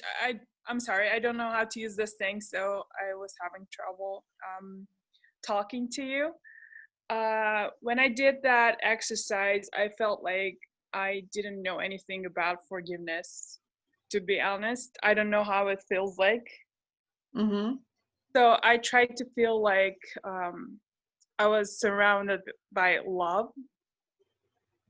And that's what I did. And when I invited the souls to join me, it was like the feeling was multiplied. And it was like a seed was growing so fast. Wonderful. Wonderful. And love is forgiving, right? I didn't know that. But I think forgiveness is something that is strange for me. Maybe I've never experienced it. When I first got into this work, I had that same thing. I was like, I don't understand. The word forgiveness didn't make sense to me. I didn't understand what it meant. I mean, I could look up a definition, but I wanted to experience what it meant, and I didn't really know. And it was through doing this work and searching and learning my questions. Your questions will always be answered. They come along your path, If you have a curiosity, the answer does come. And eventually I did start to get it. I started to understand, but it took a long time, a lot of repeated stitch, a lot of different versions of teachings around it. And then I started to understand that concept, the wordless concept of forgiveness. But in the meantime, wherever you're at with your understanding is perfectly okay, because it still worked, right? It still was amazing. So yeah. Good job. Really good job. And nice to meet you. I'm glad I got to meet Nice you. to meet you too. Thanks I've for been having me. seeing your posts in the spirit camp and didn't get a chance to actually interact with you yet. So thank you for making it today. Yeah, thank you. And I hope we get to meet one-on-one soon, if you take me up on the virtual coffee offer. Okay, thank you. Okay. All right. Anyone else want to share before we move forward? Okay. I actually just wanted to say one thing. Go ahead. And it was just a thought that by the way, I feel better. Yay. Definitely better. Thank you so much. I didn't realize I knew it was brutal and it took a little while to clear, but I actually think it's almost gone. I went outside because I love nature so much and I live by the water. And so even when there's no breeze anywhere, I always have a breeze. And then the sun was so strong that I said, okay, now I need to come in because it was kind of distracting me from feeling because it was, it was so intense. And as everyone was talking about feeling forgiveness, all of a sudden I got a thought, which is how I get my messages from my guides. And it was forgiveness for choosing and staying with my spouse. Like I have to forgive myself for him, for picking him, for staying with him, for having him in my life. And it was just that light bulb moment that I have been blaming myself so harshly for being responsible for him being in our lives, and and it was just like, what is that kapow that you talked about? Right. It was like really subtle thought, but it was that kapow moment. Like, I have to forgive myself for him being in our lives. I hold myself personally responsible for his presence. Mm-hmm. That was really a moment. And that is a great example. Wow. Of information, knowledge, wisdom, healing. I'm getting goosebumps, Mm-hmm. Just one tiny piece of information. That was really awesome. And change everything. And it was because of the last person that shared about not understanding forgiveness. And it was like all of a sudden I got that little kapow. Isn't that amazing? Yeah. You see what impact you guys have for each other? It's so cool. So cool. Yeah. Yes. Thank you for sharing, Susan. I know that this hasn't been easy for you. No, it's really brutal. But you know what? I'm all in. I'm all in. I've always learned that the right path is usually the most painful. Yes, yes. Now, are you ready for this? Are you ready for this next piece of wisdom for you, Susan? Can you handle another piece of wisdom? Oh, absolutely. Okay. Which we'll just call this information because it might not be wisdom, and that's okay.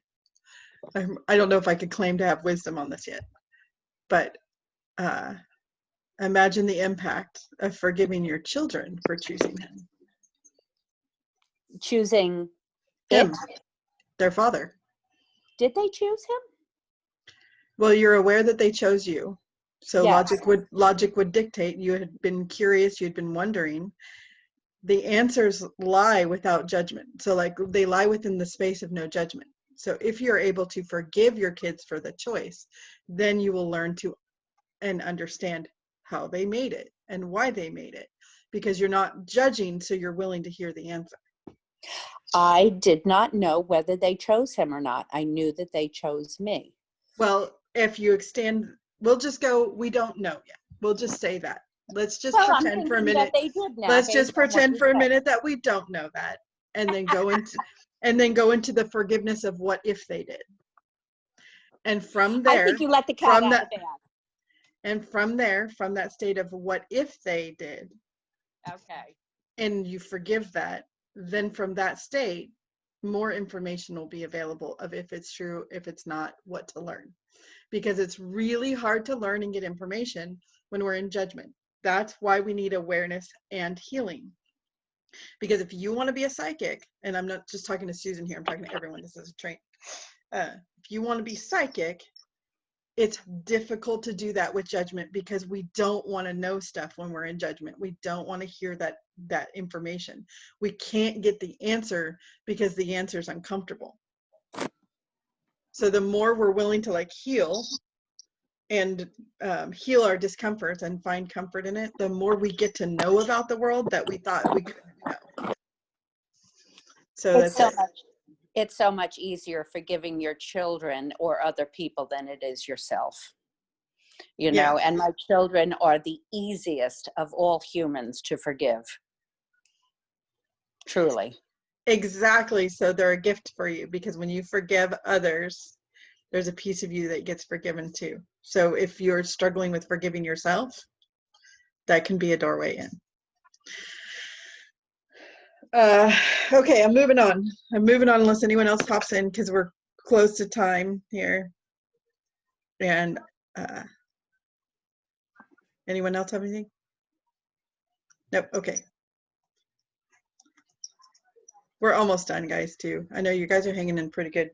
I appreciate you guys. I really do. Hanging in, listening to me yammer on for a couple hours about cool stuff that I love to talk about and could go on for hours and hours. As those of you who know me know that I do. So healing is more than just a tool. Now, yes, we're calling it a tool. We're calling it a technique. And that's okay. We're using language because we need to use language to discuss things. But it's much deeper than that, right? There's more, it's about being brought to a state of wholeness. And from a European shamanism standpoint, it's largely about finding your freedom, right? So we're not just looking at I need to learn a healing tool. I need a modality. It's more about finding that freedom within, that state of freedom from all of those judgments, all of that stuff you guys just experienced a release from. We want to go deeper and deeper and deeper with that, where we're more and more free to feel whole and free to create the states we want to create all the time, right? And this is not an overnight process. I don't expect anyone by tomorrow to be able to control all of their states all of the time, okay? If you do figure that out by even next week, please let me know. I'm going to have you start teaching the classes for me, and I'm going to be the student, because I would like to know how to do it 24/7. That is what I'm working towards. I have big dreams. Every way we bring light to ourselves is a form of healing. Okay, so you don't have to get all your tools from fancy training and, listening to me or whatever. You can be sitting in a field and watch a butterfly and somehow get a piece of wisdom, truth, which is light, and that changes you forever. Just like Susan just experienced, one piece of information made a massive shift in her being, right? So every time we encounter light within ourselves and out in the world, we have the opportunity to heal. And the more consciously aware we are, the more consciously we interact with that light, the more healing we can do. Every bit of information, sometimes knowledge, occasional wisdom we gain along the way brings us closer to that state of wholeness and freedom. Okay. And I want you guys to recognize, if healing is interesting to you, but you're like, I don't want to be an energy healer. I don't want to do sessions for people. I don't want to do that. That's fine. That doesn't mean you're not a healer. Okay. Not all energy healers do sessions, do hand-on healing. You guys just experience a version of healing that didn't require you to do it as a job, right? And you experience the impact you had on the planet at that moment, or at least in the environment that you're in. Imagine you have a career doing something else, and you did that kind of behavior. What impact would it have on all the souls around you, right? So, and you imagine you're creating something in the world. You're working with your hands and creating something. You know, maybe you're a cabinet builder and you work with wood, and you're forming these energies, and you're working with the wood in that conscious kind of way. What kind of energy is that thing you're building going to be putting in the world when it's just sitting there doing its function in whatever environment it's in, right? These energy healing things is not marked out as it's only people who do, the sitting on the stone and passing on some kind of like spread of energy. It's also interacting with your regular everyday activities and providing this this light to everything that you touch and everything that you do. So so if you're psychically aware, or you want to be psychically aware, if you have energy healing interest, or you already have energy healing skills, and you're going, well, what's my purpose? What's my life purpose? What am I supposed to be doing with my gifts? There's freedom in understanding that you don't have to do one thing with your gifts, right? However you choose to use your gifts, however you choose to use your light, is still putting your light in the world. So we get into the co-creative process a bit there, right? You're a co-creator. You have these gifts. Yes, you're supposed to put them in the world. Sure. Yes, you're supposed to do healing. Sure. But what do you want to do? How do you want to do that? What does it look like to you? And so shamanism, learning healing, learning this energy stuff from a shamanism standpoint, we're not just focused on becoming the practitioner, although that is a very useful skill, and a lot of you may want that. But becoming a practitioner can look completely different. Say you want to be a life coach, but you want to be able to use these skills to help your coaching clients along, right? You don't need to have people who believe in spirituality to be able to have an impact on them. Say you just want to work with people with anxiety, and you just want to help people with anxiety, and you come up with, normal words that help people with anxiety, that people don't have to know spirituality, but you have the tools and the skill sets to work with them and help them shift energetically also, without even having to mention any woo-woo words. That's perfectly okay, right? There are so many ways to use your gift in so many contexts. Even when I was working for all those years in accounting, after I started to learn energy healing, I was able to impact the clients that I worked with, the people that I was showing, how to use QuickBooks. I was able to hold the space when they'd get frustrated at themselves that they didn't understand the software. I would know the right things to say. I would be able to help them transform what they believed about themselves with just the right words, because it's a deeper understanding of shifting their belief in themselves. It's the energetic change that they go through, and doing it consciously aware. So it doesn't matter how you want to apply it. But if you're somebody who wants to lead the charge in being a practitioner, energy healing, like that is also a really cool way to use the gifts, but it's just not limited to that. And there's lots of options. So, I kind of just got into this, but imagine the power of healing in the work of an artist, right? Imagine you putting those intentions and the fields of energy that you want to create into your artwork.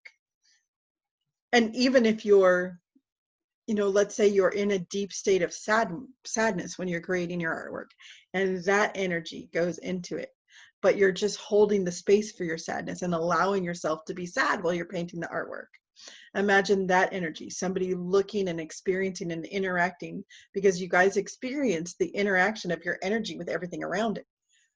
right? So imagine just being in a space where somebody painted something where they were holding the space for their own sadness, and your energy's interacting with that, and what healing that that can provide for your own sadness and the space being held for it, right? So there's so many uses. Storytelling, right? How many of you have ever watched a movie and got moved because you kind of became the main character in your mind, and when they grew, you grew too. You got some kind of insight, wisdom, change from that, right? Storytellers, or if you like to write scripts or books or whatever, can be healers. Influencers of any kind, like, you know, you want to be a YouTube influencer, right? Even if your topic is on, you know, I don't know, something entirely different, like the best way to apply makeup or whatever. Having that connection to yourself, having that going on within yourself will come out in your videos. People will feel the light, they will feel the love, and they are willing to listen. They will transform just from being in that experience of you. It doesn't matter if you're teaching woo-woo stuff or not. Leaders, musicians, music, teachers, and even parents, right? Imagine having this kind of healing and psychic knowledge just as a parent, the influence to have on your children. And chances are, if you're seeking this out and you have children, they probably have gifts too that you're going to need to know how to do the stuff to help them along anyway. Because a lot of you probably come from the generation where your parents didn't have the knowledge and understanding, and so you had to figure it all out kind of on your own. And now you're a parent and you're like, okay, my kids are already having stuff go on and they're going to need my help. I'd like them to have more help than I had, right? So there's all kinds of things, all kinds of stuff. How to grow your power as a healer. Now, we kind of talked about this already, but, you know, so if you guys are going, I want high soul standing, I want to grow more power, I want to be a better healer, I want to do these, you know, these kinds of things like we did today, and I want it to be stronger and better, right? So one, the more methods of bringing in light you experience and learn, the more opportunity you have, right? So there's not always a time where we can implement our tools. Sometimes we're really triggered. And so the more we have options of, okay, what can I access right now? The more options there are, or the more deeply integrated those options are. Sometimes when we're really triggered, only, you know, maybe we have 15 different ways we know how to bring in the light. Maybe we don't even know how many, but in certain contexts, we're so triggered, we can only think of one. And maybe we can't think of anything, but we can dig through our notes and find something, right? So the more we have, that more we've built up that connection, and the more we've integrated it, the more accessible they'll be when we need them. But we don't want to just use them when we need them, when we are like triggered. We want to use them when we are not triggered as well, so that we can deepen and grow our relationship to them, so that they are more available when we're triggered. It's both ways. It's both ways. Okay. Developing relationships with the soul world. Okay. So you guys experienced that today, right? Again, it's a lot harder to influence and request help when we don't have a relationship with something. Doesn't mean it won't work. You guys experienced it working rather well. It was not hard to connect to your environment and ask it for help. Today, there was a very willingness, but notice what you did first. You went into the state first. You didn't just ask your environment to do it. You did it first. You were willing, and then you asked your environment to join you. So we're not demanding that other beings and other souls do things we're not willing to do. And that's also a very powerful, powerful tool. It's recognizing your willingness is power. Your willingness to do that. Your willingness to do what you're asking. Every time you give advice, every time you tell somebody how to heal or whatever, if you're willing to do that, you're going to have a greater impact, because their souls are going to feel your soul's doing it, and they're going to see and experience that light and go, oh, I want to join in. That looks good, right?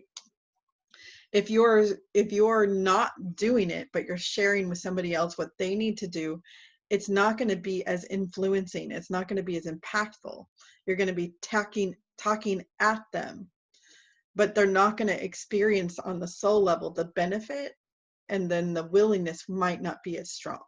So if you're able to go into that willingness and have a relationship with the souls you're interacting with, it's going to make a huge difference. Developing strong awareness also. So the more you're aware, the more you look into your awareness, the more you're able to work on, right? You can extend it out more and more. Doing your self-healing work regularly. Obviously, it works just fine, even if you haven't done this regularly, even if this was your first time, it worked really well. We also had a group, so it was really strong, but it will still work even on your own, even once in a while. But if you do it regularly, you start building up a momentum, just like if you were to call your friend every single day, then, 2 months from now, if you didn't call them, they'd be like, hey, they call you, right? There's a momentum built. There's an appreciation of that relationship, and things will start happening even easier. Just like the automatic muscle memory of driving a car, it goes faster, it goes easier, it builds up, especially when your environment is getting the benefit too. You're building up that momentum, not just in yourself, but in your environment that you're working on. And healing yourself when you encounter others. So growth of power of the healer is not just about healing yourself or healing somebody else, but recognizing that when you encounter somebody, unless you've done this work for a long time and are completely clean, most likely what you see in them, there's a version within yourself to heal.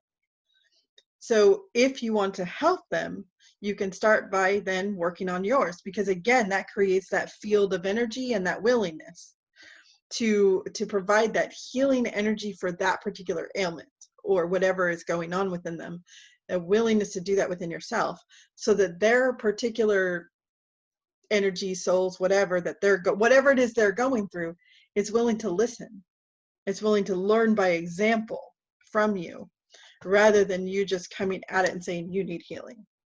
Okay, so that makes you much more powerful, much more influencing. Does that make sense? Do we have any questions so far? Because I'm going to give another opportunity for questions, but I'm going to, at this point, I've kind of gone over everything that I had for you guys today, and I'm going to start talking about the practitioner training that I have coming up. And if any of you don't want to hear about it, I'm separating it out so that you don't have to, you don't have to stay, you don't have to participate. But is anyone wanting to hear about the practitioner training? I already know a few of you really do. So, and I haven't really given much details yet, so I'm going to give a little bit of details about what's going on.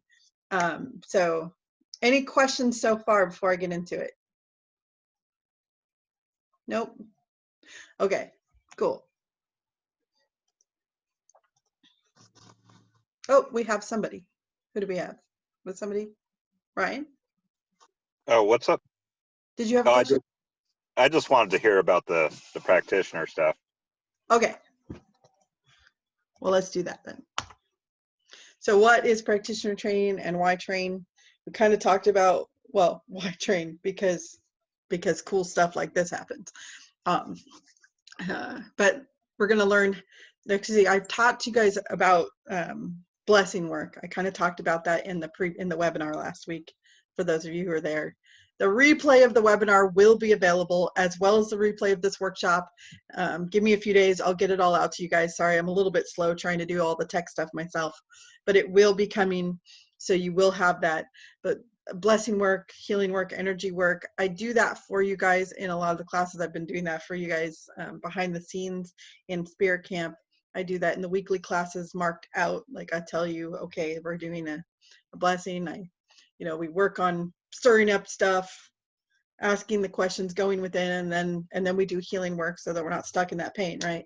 So in this training, this particular training, we're going beyond that, where you're actually learning how to do the blessing work yourself and other techniques, kind of like we did today. You learned a little bit of a technique that isn't necessarily blessing work, but it's very similar. It still provides a blessing. So the how-to part is the part that I don't typically teach in the public weekly classes. not at the same level anyway. So training can accelerate your healing and your healing for others. It can consistently work on and get help with your sense development, because I know a lot of you want help with the sense development. And I know that when I've trained healers in the past, sense development was a struggle ongoing. So it wasn't just a piece of the training, it was like needed ongoing throughout. And so that's something that I'm incorporating differently this time than I did in the past. So help uncovering your gifts and purpose to put to use in the world. So I've talked to several of you already, and I know from my own experience and from those that I've already talked to, that you're like, I know I have gifts. I know I have a purpose.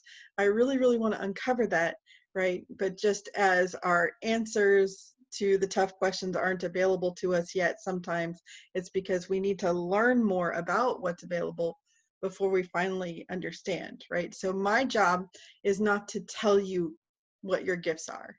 My job is to help you uncover them so that you know from inside what your gifts are. And because all of you, those of you who've been super curious, you've probably asked 15 different card readers, and you've had all kinds of people come tell you what you're supposed to be doing in the world. But you keep asking because what you're really seeking is you want to know. You just want to know. You don't want it to be from somebody else. You want to know. You want to feel. So that's some of that work, is we're working on uncovering more and more of your ability so that you can discover what you want to do with it. Okay. And we already kind of talked about so many different things you can do with that. Okay. Plus done for you healing. So I do done for you healing in the weekly class trainings, the weekly classes that we do. That done for you healing is based on the topic that we're working on. In practitioner training, the done for you healing is on your abilities. So you guys are learning how to do the work on yourself for the topics you want to work on in yourself, your own healing. The work I'm doing to heal is going to be to clear your senses more, to clear your healing abilities more, so that you can do your work more effectively. So that's kind of the goal of the practitioner training and the energy work that's been done for you in the practitioner training. Does that mean we won't work on your issues? No, we'll still work on your issues, but you're going to learn how to work on your issues stronger, deeper, and with more of your own power. And I'm going to work on clearing what's stopping you from your power. Does that make sense? Okay. Okay. Who is the practitioner training for? It's not for everyone. And even everyone here isn't going to sign up for it, and that's okay. I just want you guys to know that that's okay. So who is it for? I'm going to keep it to a limited size because I like it when we can have an intimate group. I'm thinking probably no more than 12 people. If I get 13, I'm going to be like, okay, 13's fine. But I don't want it to be like a super big group, because I want to be able to give you individual and like really interactive content. And it's going to be challenging to do in a big group. Plus, I said limited acceptance, and why limited acceptance is not everyone's ready for this. Not everyone's ready for full-on training right now. And if you're not, that's okay. We have, we have the weekly classes, we have other things, there's free stuff, there's all kinds of things that you're ready and available for. But the people who, maybe you don't have time or whatever, but the people who have a dedicated commitment, this is what I'm looking for people to be my students. I'm looking for dedicated commitment, because I have done these trainings. I've done it multiple ways. And what I learned through the past of teaching people is those that didn't dedicate and commit and show up didn't actually learn how to use the tools. They got the information and they stored it away and they didn't access again. Or even worse, some of them accessed it in an unhealthy way. Because they didn't continue and get enough interaction, they would use the tools thinking that they have all this power and ability, but they didn't clear the blocks all the way because they didn't have a full understanding, because they weren't interacting. So I want to make sure people are committed to the time involved, because on the examples of those few people that I had the experience with, their main problem was they didn't have time. to spend with the teachings. They didn't have enough time and energy and effort dedicated to, this is what I want to do right now. I want to learn this. They weren't full in. And that's perfectly okay. No judgment here. I don't mind if you're not full in. Okay. There will be trainings in the future if you're not ready to be full in right now. And right now that may not be the place for you. Okay. But if it is you and you're like, I am so needing this right now, that's the kind of people I'm looking for right now. If you're like me and you're like, I want to be advanced, I want to do it all, right? Like that's how I was. And so I get it. Like that's who I want to help right now with this particular training. And you're willing to know and heal yourself. Okay, so this is a challenge. Not everyone wants to get to know those things that they don't like to know about themselves.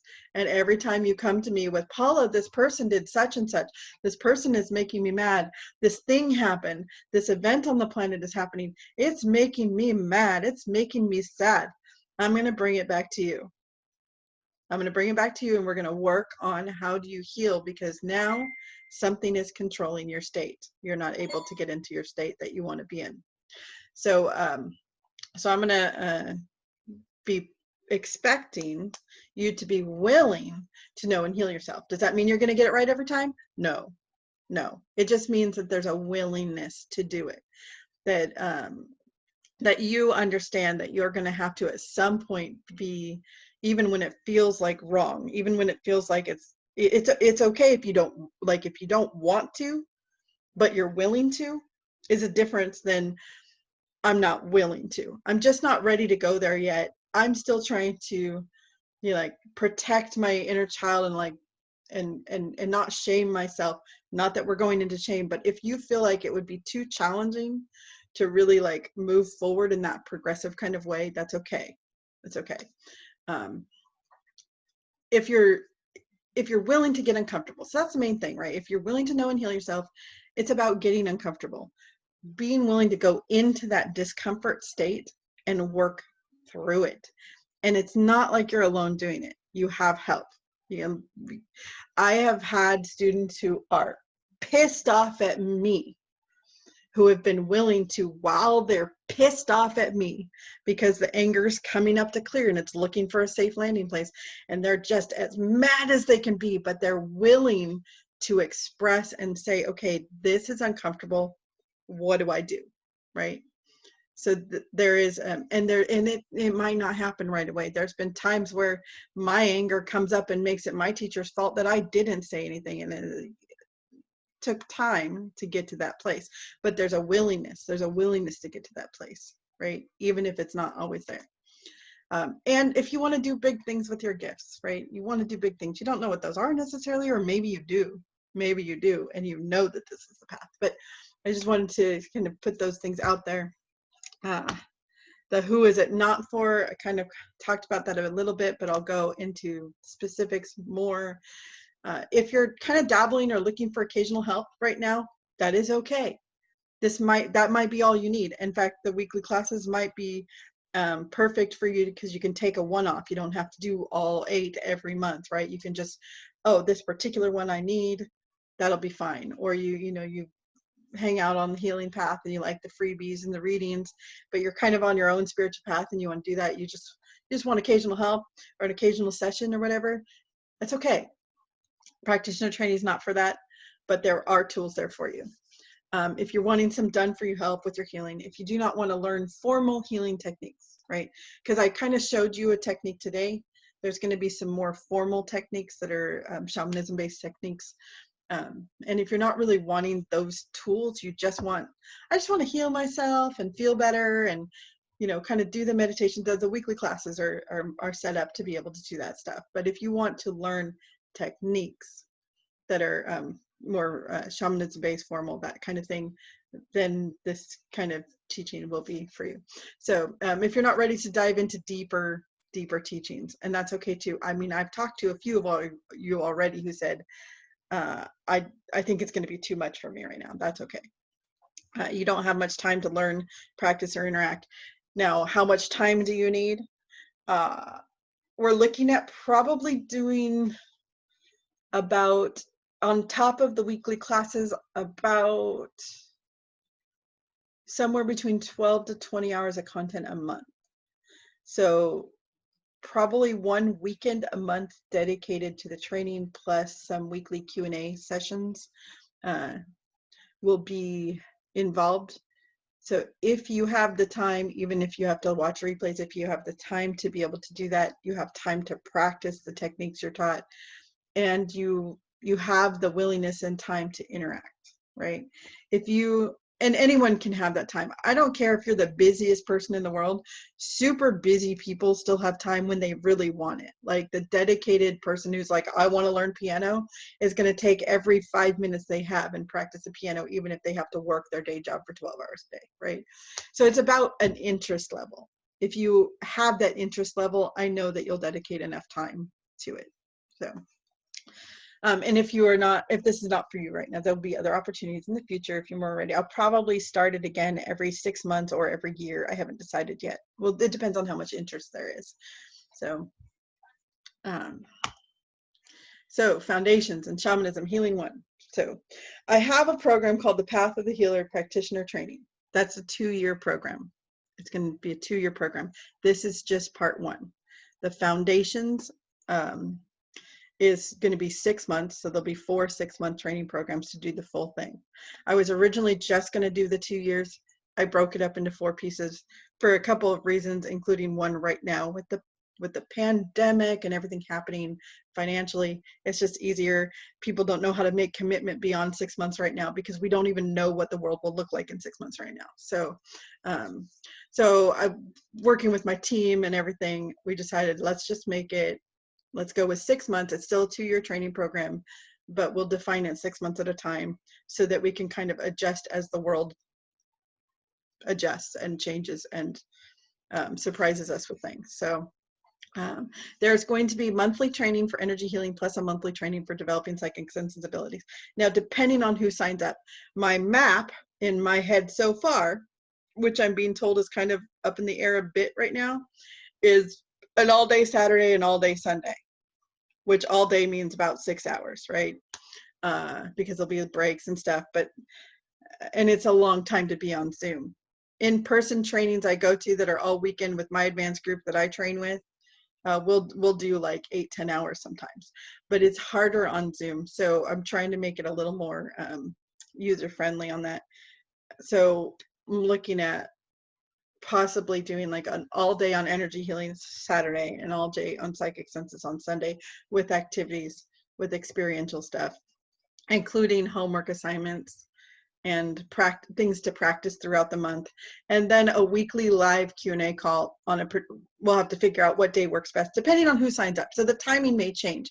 If the impact isn't working, if most of the group can't do a whole weekend, we might spread it out over we'll do the 2nd Saturday of the month and the 4th Saturday of the month or something instead of trying to do it, or maybe break it down some other way, depending on the group. So I'm going to be a little bit flexible, and that's hard to say what it's exactly going to look like.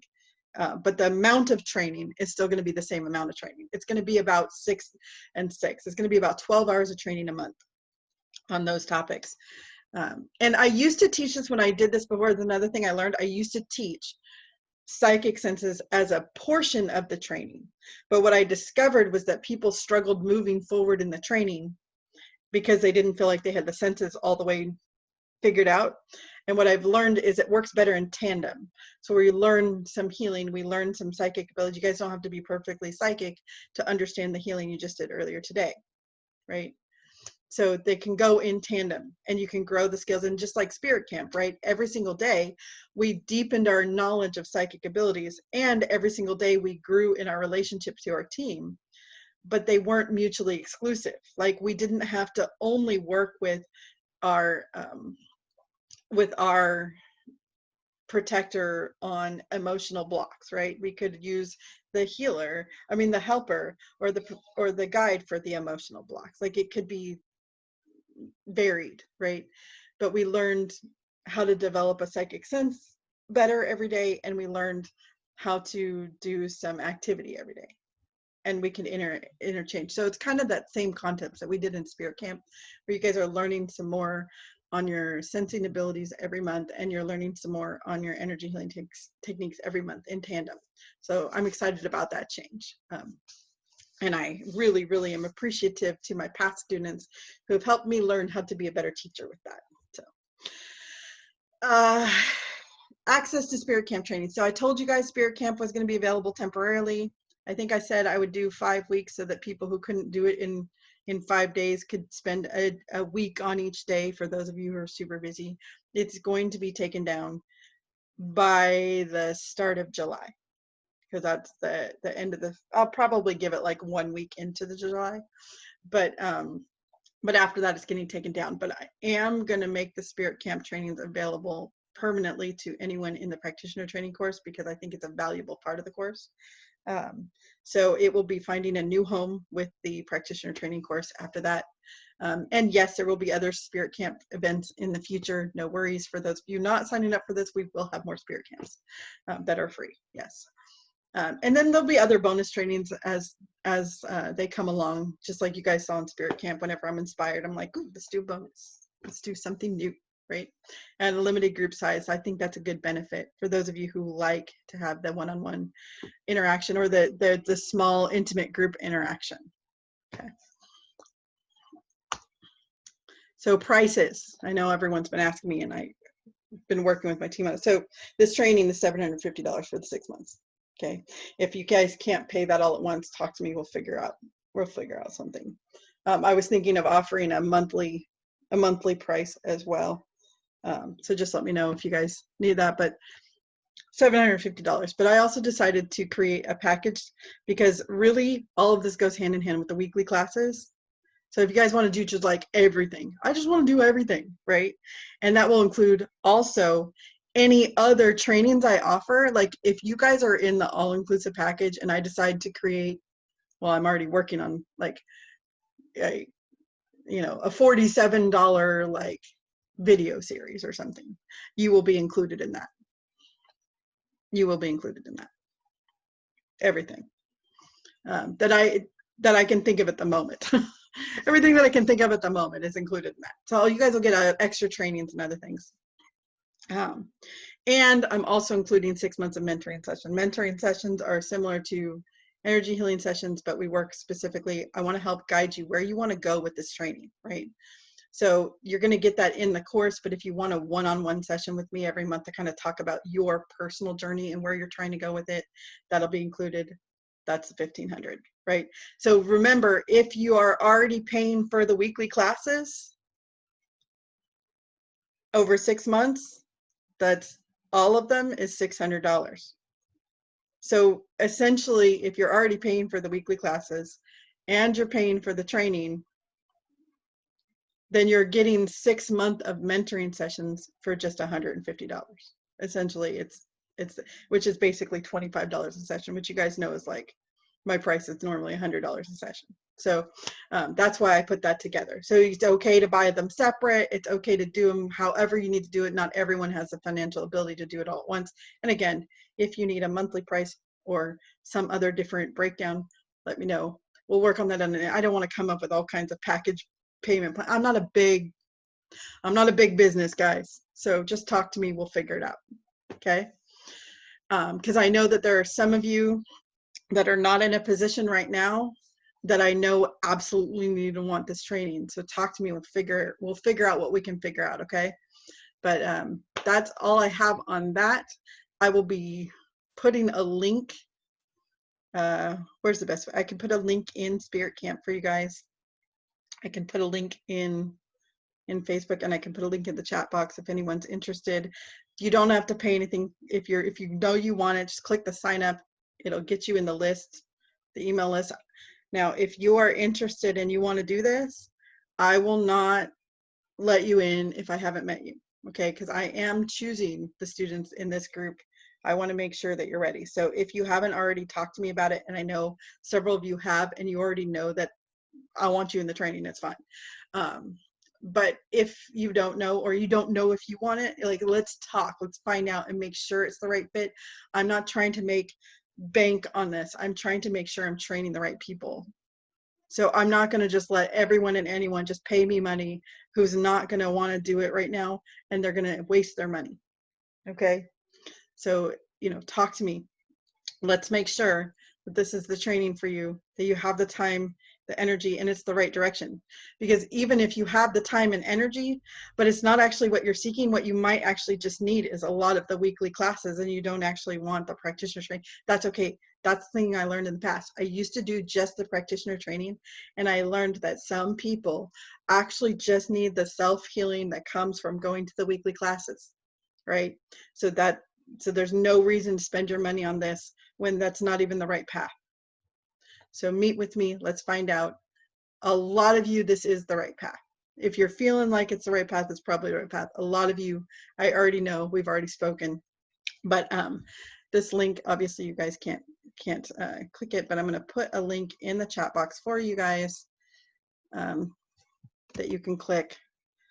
And no money is due before we've talked. Okay, if you don't know if you're going to be in it, if you think you want to be in it and you don't know how to make it work, we'll talk. It's just like the weekly classes. I'm not doing that whole traditional thing where you have to like put your credit card in and then have this like whatever. I get that people do that. I mean, it's okay that people do that, but I'm just a little less formal. So just if you're interested, sign up. We'll make sure you talk and we'll figure out how we're going to do it. Okay. Get to this chat box. Okay, there's the link. Oh, nope, sorry. That needs to go to everyone. I just messaged Denise. There you go. Here, now that's to everyone. Okay, so any questions? Any questions, pop on in.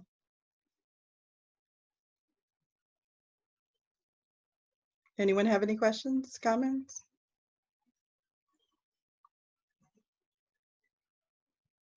All right.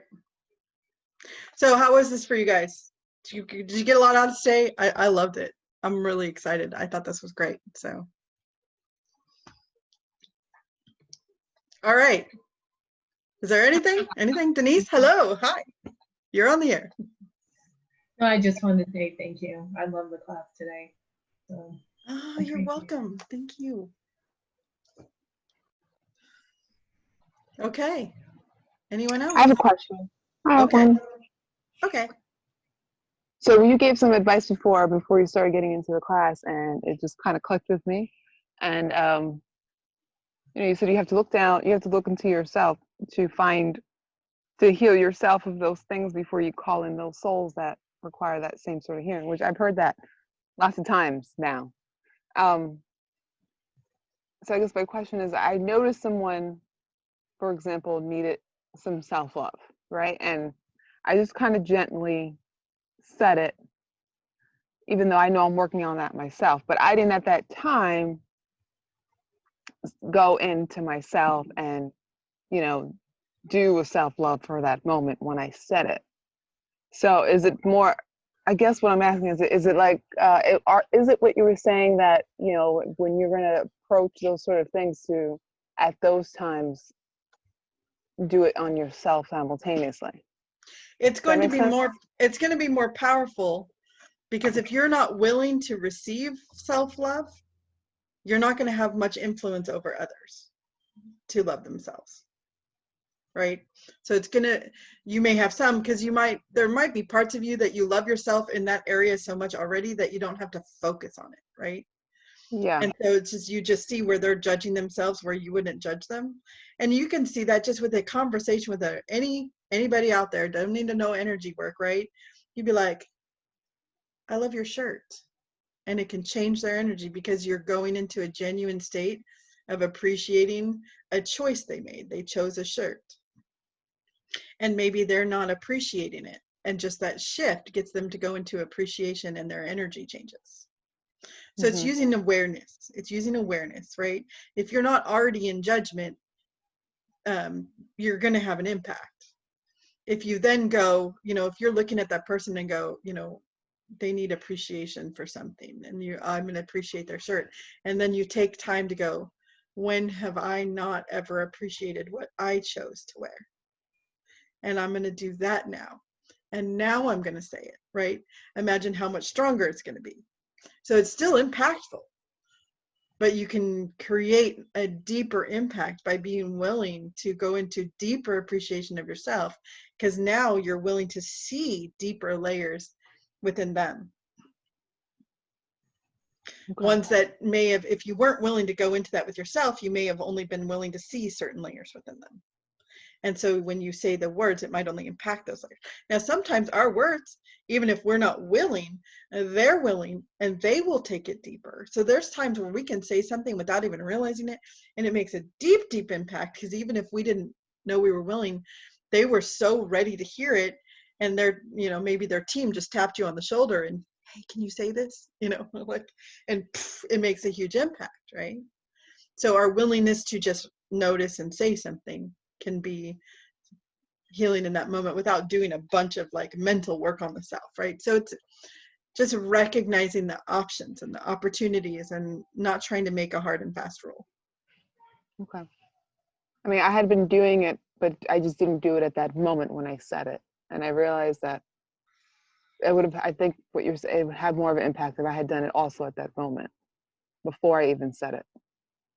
Even though I had been doing it before, the energy wasn't there at that moment. Yes. Okay. Yes. Good question. Excellent question. Anyone else? Oh, I was wondering, if you know, it's something we're struggling with, and like, let's use the self-love example again, and we're kind of trying to help someone else along with it, I guess, energetically, can our energy actually end up hurting them in any way? Like, can we end up transferring, I guess, our bad juju, more or less? So recognizing that your energy is interacting with the environment all the time, and the environment's energy is interacting with yours all the time.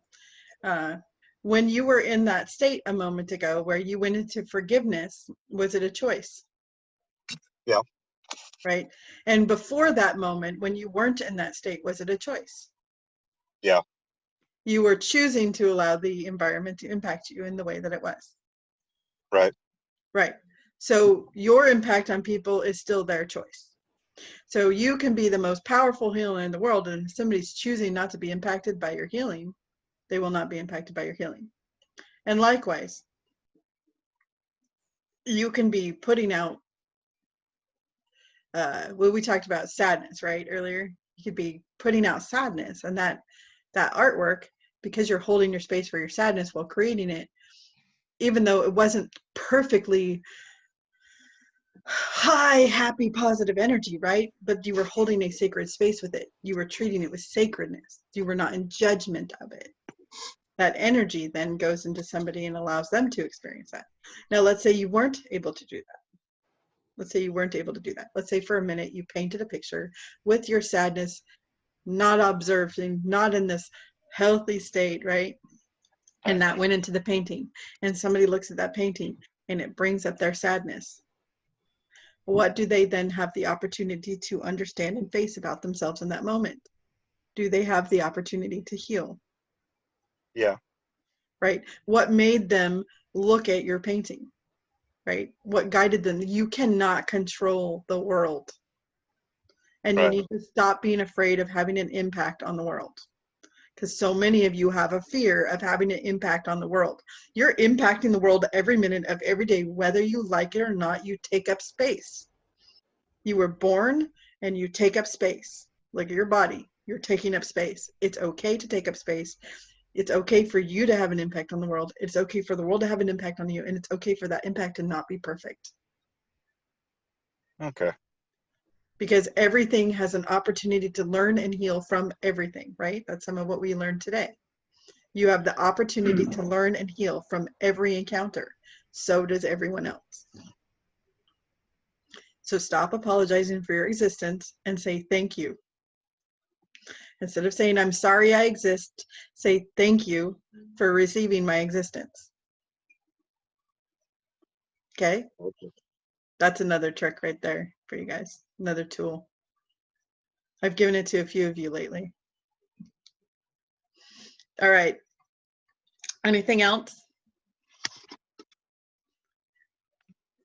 Okay, I'm gonna get going, guys, because I am late for a training class myself. But thank you all for coming. Thank you all for being here. Thank you for supporting me and letting me support you. I love you guys so much. And I'll see you in the next thing. Bye. Bye now.